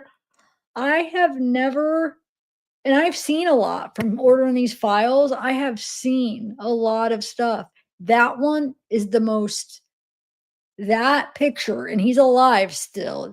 Picture right there was, that effect and that of seeing that, like that was the worst and the most, like I can't even describe the feeling you get. It almost like takes your breath away. It's so horrible. It's so horrible. And the fact that was 3 weeks before he died, and they seen what he looked like, and they continued to starve and torture him. They continued to do it after looking at it's unbelievable how bad he looked. And his eyes looked so like almost like scared and he's just like holding up his shirt because Paul's like, Mom, look how bad. And she sends him a picture, and you know what Mom says? Oh, he's faking it. He's fine. No, just he's giving him a piece of bread or something. She says something like that. It's horrible, guys. Yeah, Casey, I couldn't put $3. So I try to put $3 a month for my Patreon, and they made me put $5. So I mean, it's new, Patreon. I haven't had a Patreon in 2 years, I think it's been. Yeah, because my last one was $3 and I put in, and they said made me put 5. Like 5 was the lowest thing. I don't know, it was weird. So I was like, okay. So yeah, that's why it's $5 and not 3. I try to put 3. I don't know. It was weird. It's like, wait, what do you mean I can't put 3? I don't know. I think why though, because this is why I think, because they make you now, they didn't do this last time, but they add this tax on it now. So it's like, I think it's like you guys pay 5, but the tax, something about like tax, it's really like like a buck or so is in taxing or something. I don't know. I'm thinking that's why you have to put a little bit more because of the last when I was in Patreon last time, you didn't have to do that. But I don't know. But yeah, $5. I have 4 calls, but really 7 calls really on there already. And you guys, listen, if I do get those kiosk pictures, I'm probably gonna put a lot of them on Patreon because depending on what they are and who they are, I might have to because they might cause some problems for me. Let's just put it that way. So, that might be some content that will be on there too if you yeah, so, I'll see. Depends on, what it is, and I gotta figure out how to do it, and if I try and I have an issue, like, they might end up, going on Patreon. So anything that I can't put on YouTube, I gotta see what else I have, maybe put on Patreon because that really is what these creators, they use Patreon for things that are not appropriate for YouTube. You put on your Patreon because there's no ads on Patreon. So you could put more things on there because with YouTube, the reason why they're so strict is because it's the ad. Like if it's not suitable for ads, they have to be like suitable where these companies feel comfortable advertising through you. And if you're putting out content that they're like, no, we don't want to have our stuff on stuff like, you know what I'm saying? So they're more strict because of the ads. Patreon's not, it's strictly subscription based. So there's no ads there, you know what I'm saying? So you have more freedom because you have nothing to control you. It's just, you know what I'm saying? So that's why like people will use that for things that they can't put on YouTube because um so yeah, it's $5 a month and once you pay that $5, you just get I only have one tier. So once and everything I'm just gonna make available like I did on my when I had Patreon before, I just had one. I mean, everything was available on that tier. So like you go and then you get to see everything that's on there. So it's not really that bad of a deal. Um, but yeah. So let's put it this way: if you follow that case, the Shauna and Paul, I don't think you'll be disappointed. I think you'll probably for $5 you'll get the call. I think it'll be worth it. But if you don't know the case, it won't. It'll be like, what am I listening to? So maybe if you want to learn the case, it's very interesting. Um, and sad, but yeah, excuse me.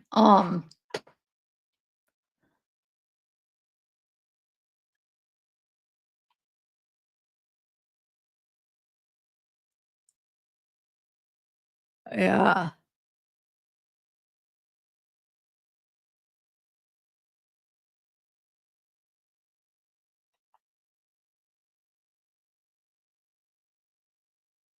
yeah.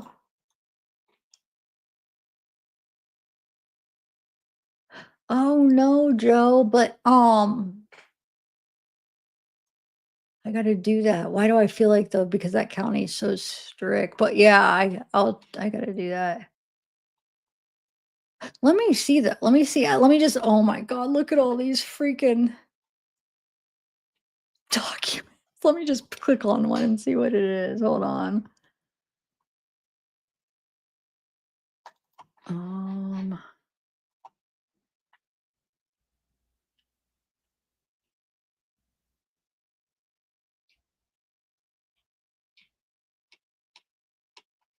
Well, that's a waste. See, there's some that's just gonna be like, that's not anything I want here. Like while I'm going through them, let's see. That's just showing that they required a warrant, but nothing. I mean,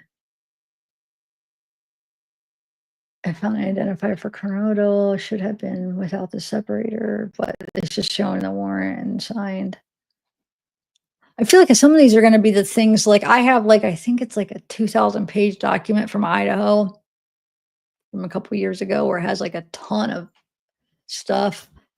It actually has the professors talking and emails and stuff, but I swear I went over in one of my Coburger lives, the one thing that Ashley was talking about Banfield, that was released a long time ago, like a couple years ago. Like I have like this huge file of stuff. So I feel like what if a lot of that's that same stuff? But I went through it and I shared what I thought was interesting, and the other stuff's just kind of repetitive, boring stuff. But it was like a huge thing, and it was separate. It wasn't the thing that um that maybe some of you guys are thinking of. It was something that it wasn't the stuff that, let's just put it this way, it wasn't the thing that was like on the website. Like I had to order it. Like I ordered it from a files request a couple years ago. And I had a lot, but it was just like I said, it was just repetitive stuff, and I don't know, it wasn't too interesting. So hopefully, I feel like I'm gonna have a lot of doubles, but obviously there's gonna be some new stuff in it because all the sealed stuff. So I don't know if this is gonna be all the sealed stuff or is it gonna be like everything? Let me see.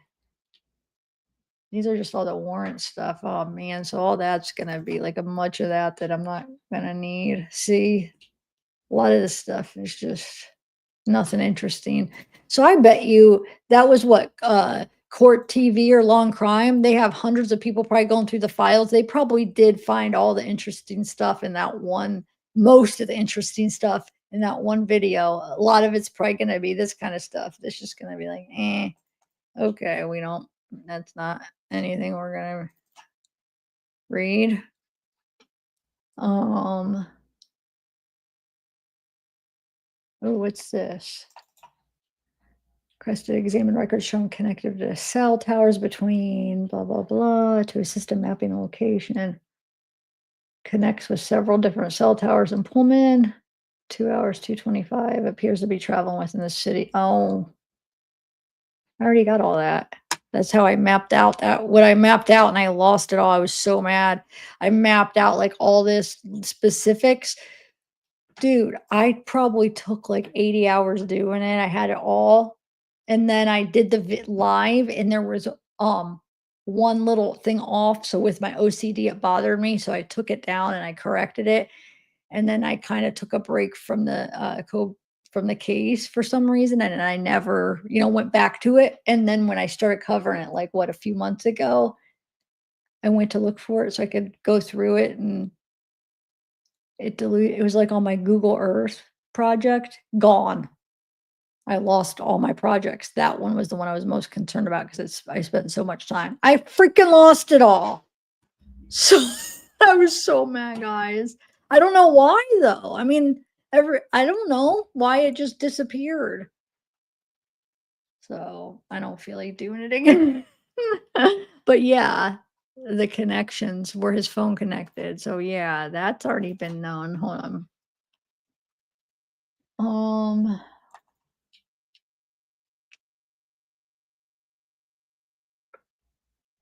This is where you got terminated from the PhD program.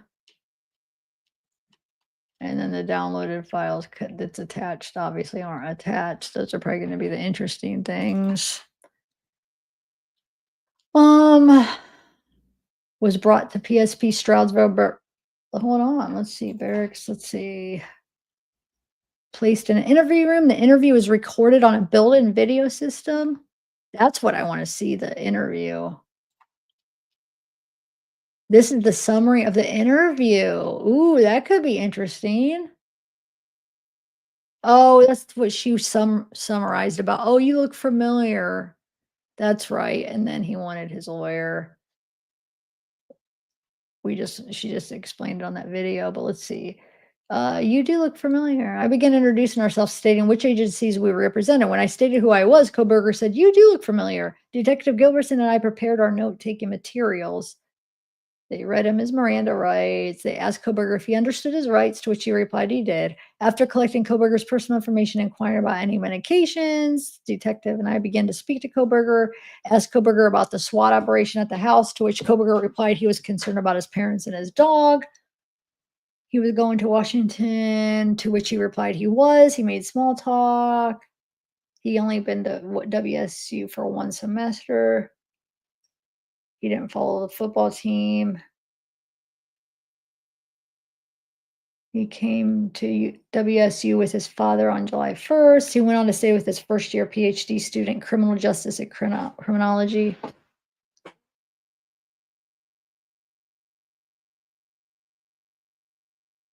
So the detective asked if it was a process to apply for his PhD. He stated he applied to 2 places, USC Irvine and WSU. He said he was going to graduate with his master's in criminal justice from DeSales and was inspired. Koberger then asked if it was okay to engage in small talk like we were, to which we replied it was. See, that's why things like that is why I think he's autistic. There's certain signs when you hear things he does. That's a very autistic thing to do right there. Like for him to ask that, like, hey, is it okay that we're engaging in small talk? Like that to me is, I feel like is an autistic thing. Like not like you, it wouldn't be a normal thing of somebody just like talking and be like, hey, is it okay that we engage in small talk? Like that's not a typical thing that somebody would ask and think of. You know what I'm saying? But somebody autistic would, you know, that's just my opinion. I don't know. You guys could disagree, but okay. And that's not an excuse, like I said, being autistic doesn't make you more or less or any like about killing. He's evil. He freaking what he did has nothing to do with him being autistic. That's not what I'm saying. He's a freaking evil psycho. Like he's just horrible. Like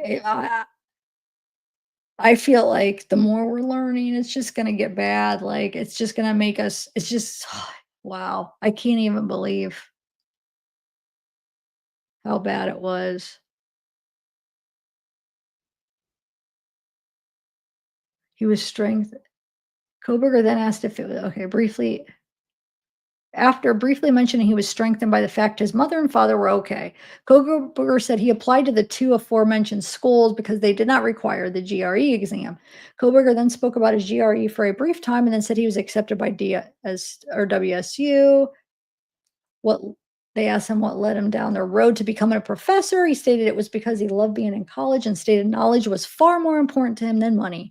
Koberger at a WSU had a good program to study under and then said, you guys know all about this more than likely.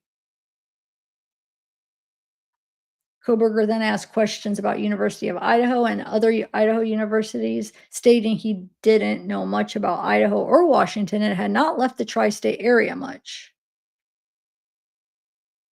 Koberger then returned to speaking about his focus on learning and how he thought he could obtain his doctorate degree. He then said he had recently returned home to see his family.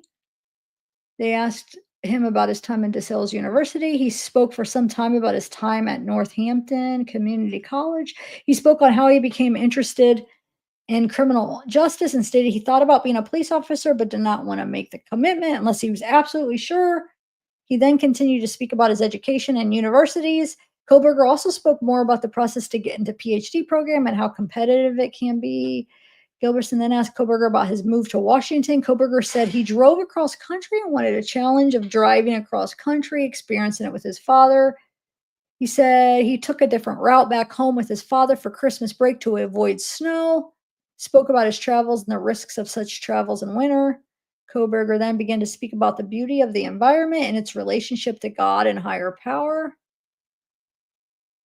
We spoke about this time for some time. Koberger said he was raised Christian but was always skeptic, except when confronted with the beauty of the natural world. Gilbertson asked Koberger if he had ever been to the Pacific Northwest prior to coming to WSU. He said he had not. I asked Koberger if he and his father had made any stops along their way. He told me they visited Colorado, but the main goal was to just drive. Koberger then told a story about seeing an unmarked police car near Kansas City speed up behind him, catch up to another vehicle, turn on its emergency lights, and then drive away. Koberger thought this was strange and was unsure why it occurred. Detective then asked Koberger about the job he mentioned. Koberger stated he was a teaching assistant. Koberger then talked about how busy he was and how the funding package that comes along with being a teaching assistant is what makes the extra work worth it. Koberger then discussed ongoing projects. He spoke more about how being a TA is essentially assisting the professors in the department, stated that he did not get to assist with teaching, with the exception of assisting with office hours. Detective asked Koberger if he would be a TA again next semester. He replied he would. Koberger stated he understood why we were engaging in small talk, but would appreciate it if we explained to him what he was doing there. Detective asked Koberger why he thought we were there, and he said he wanted Detective Gilbert to tell him. Detective Gilbert said we were there because of what occurred in Moscow, but did not provide any further detail. Detective asked Koberger if he watched the news. He said, I watched the news. Detective then asked Koberger why he thought I looked familiar. Koberger said he wasn't sure and stated I had a familiar face, looked like someone he used to know. Detective Gilbertson then said we were there because of what happened in November, just off the university. They asked Koberger if he knew what that was. He said, of course. When prompted to elaborate, he said it was an incident we had been investigating. How long has it been? Said there was probably several incidents. And then he said he was aware of a homicide because of WSU alert. And they asked when he received it, he wasn't sure, sometime the previous month. Detective confirmed that was why we were there and asked if Koberger wanted to talk about that. He said, well, I think I would need a lawyer. Koberger then asked if we would explain to him what we were there for specifically and added he was tired. Detective Gilbertson stated we were investigating the homicides of the 4 students and we had questions and things we hoped Koberger would help us with. Koberger sat back and said he had the utmost respect for how law enforcement, but stated it was constitutional right to speak to any attorney. The detective affirmed. Koberger then re-engaged and said the only thing he heard from Moscow was an alert that came from his phone. Said he wanted to talk to an attorney. Detective said we would stop now because Koberger wanted to speak to an attorney, and Koberger asked where his parents and where his dog was. Koberger re-engaged again and asked what questions we would have for him. Detective Koberger then asked Koberger again if he understood his rights and was asked specifically what Koberger wished. Koberger asked what specifically, or invoked his Fifth Amendment right. Was not going to ask him any further. That's new, but I mean, that girl already talked about it, but that would have been a new thing. That's interesting because we had no idea what took place.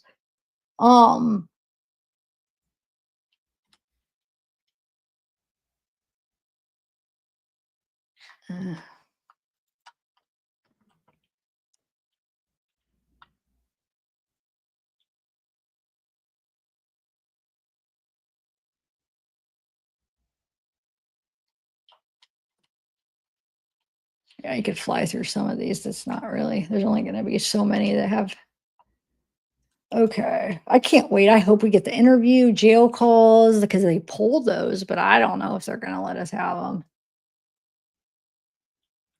That'd be awesome, though, to hear what that psycho freaking says. Jerk. I can't stand them.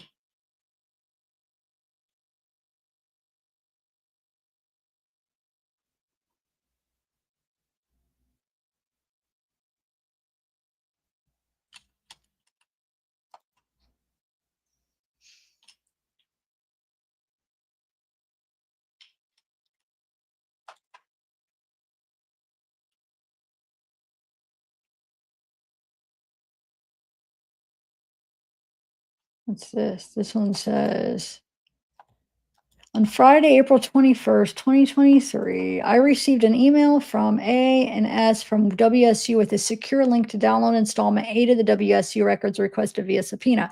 I had already checked out the service for the date and did not access the link until Wednesday, April 26, 2023. The files contain several screenshots of text conversations between professors referencing Koberger, as well as meeting minutes from a meeting between Koberger and W on August 9th.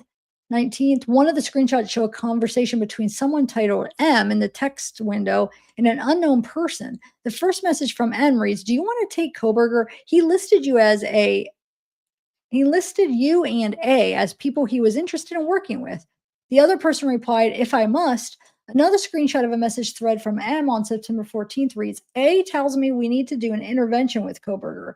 She's going to try to gather information, but apparently he's offended several of our female students." This is what they were talking about. "Assuming we get some details, how do you want to handle this?" The reply reads, "Let's see when we have more info."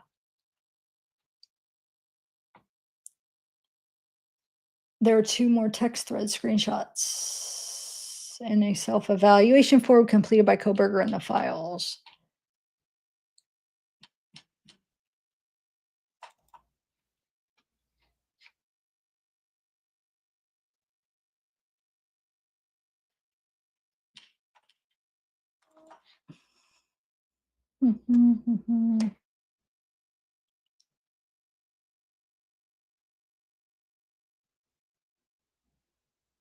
I was contacted by S&V, told me she was in town and was informed MPD may still be in possession of some of Ethan's belongings. I told S I was not aware of any, told her I would respond to the city where the personal belongings retrieved from the 1122 King Road were stored to see what was there. Found there's 5 boxes labeled being from both the living room area and spare room bedroom. Clear plastic tote. So just getting Ethan's stuff.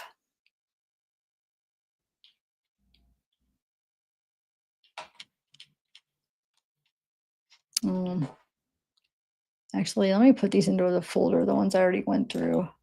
So I don't have to go through all of them and get those ones again.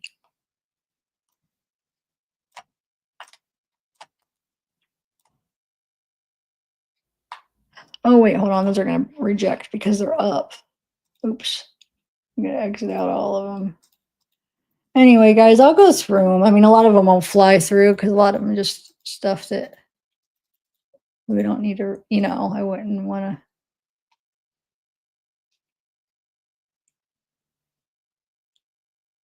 So, yeah, I mean, I would definitely go through them because my interest, because I mean, I have a personal interest in this stuff besides my channel that just, I'm a true crime. I'm obsessed, not obsessed, but this case has been definitely something I've been wanting to learn. So, of course, I'm not going to be able to stop myself from going through them all. I want to know every detail. So, yeah, I'll try to go through more tomorrow and pick out the stuff.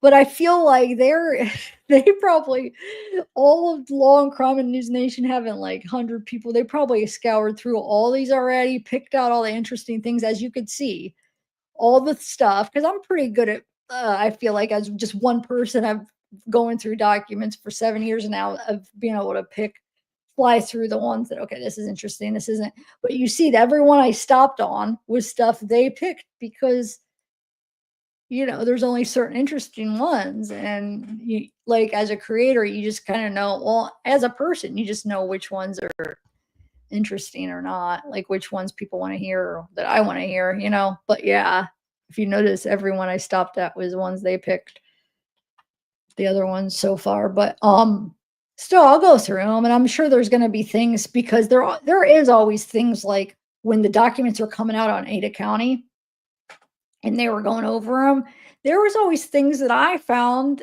extra that I thought were interesting enough to point out that they didn't. Not many, but there'll be some, because sometimes different people are interested in some, and sometimes they're more about condensing things and getting things out, like just summarize stuff. I like to go through the very specific details of everything, so that's another difference. So I'll look through them tomorrow, and see. Yeah, they do. No, they do miss things, but I think it's almost like, because think about it. Like when I get the files, or like a lot of other creators like me, there are other creators, like they'll play like the whole interview. Like, I mean, I'll play the whole interviews, or other like independent creators will get like whole body cams, the whole interviews. When they do it, they just play like highlights and stuff, You know what I'm saying? So there is always stuff. I know. Um, but there's a lot of other like creators like me that will be going through everything. But I'm gonna do it because I'm gonna go through it all anyway. So what I'll do is I'll just I'll save the ones that I feel like are interesting and we'll go through them. Should fly through a lot of them though, but then I'm gonna get to the real. There's gonna be like long documents. I'm sure coming up that there's a lot interested in them. I don't know. I mean, so far they're all short, but I bet you there's some long ones. Um. All right, guys. I'll see you guys. Yeah. I was so mad at that press conference that the law enforcement did and the prosecutors. That had me so mad. All right, guys. Maybe tomorrow we'll do a live. I don't know. I was gonna take off tomorrow because I got to take my car in. I was just gonna kind of hang out with Zeke, and I feel like I haven't been hanging out with my boy. I've been working, so I don't know. But now I feel like I don't even know if I'll be able to let myself take off because I'm gonna want to go through all this. I don't know. We'll see. Hey, if I get too anxious and I'm going through it, it's like I gotta go live and talk about it. You might be seeing me live because I tend to do that. I tend to be like, I'm gonna take off tomorrow, and then I can't help myself if something like if I that's the thing with this. If I find something that I'm like really, I don't want to say excited because that sounds weird, but like I'm real like, oh my God, like something where so yeah, excited's not the right word, but it's almost like where you wanna freaking talk about it, you know what I'm saying? So I don't know what the proper word would be, but it's like you read something with these cases because, like, a lot of us here, we just love true crime, and we're, like, I feel, like, intrigued and, like, you wanna learn, so it's like something's like, "Oh my god, I gotta talk to him about it." So it's like I can't help myself because it's like, if it's something really interesting and it's just me reading it, it's like, I need to freaking share this and talk to people about it, and I can't help myself because I can't just, like, keep it in my head. So, um,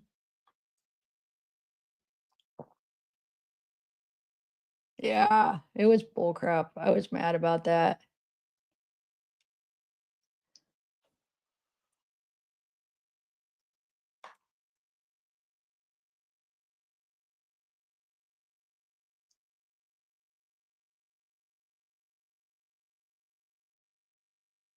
All right, I better go so I can get some sleep. All right, guys, thanks. I'll see ya.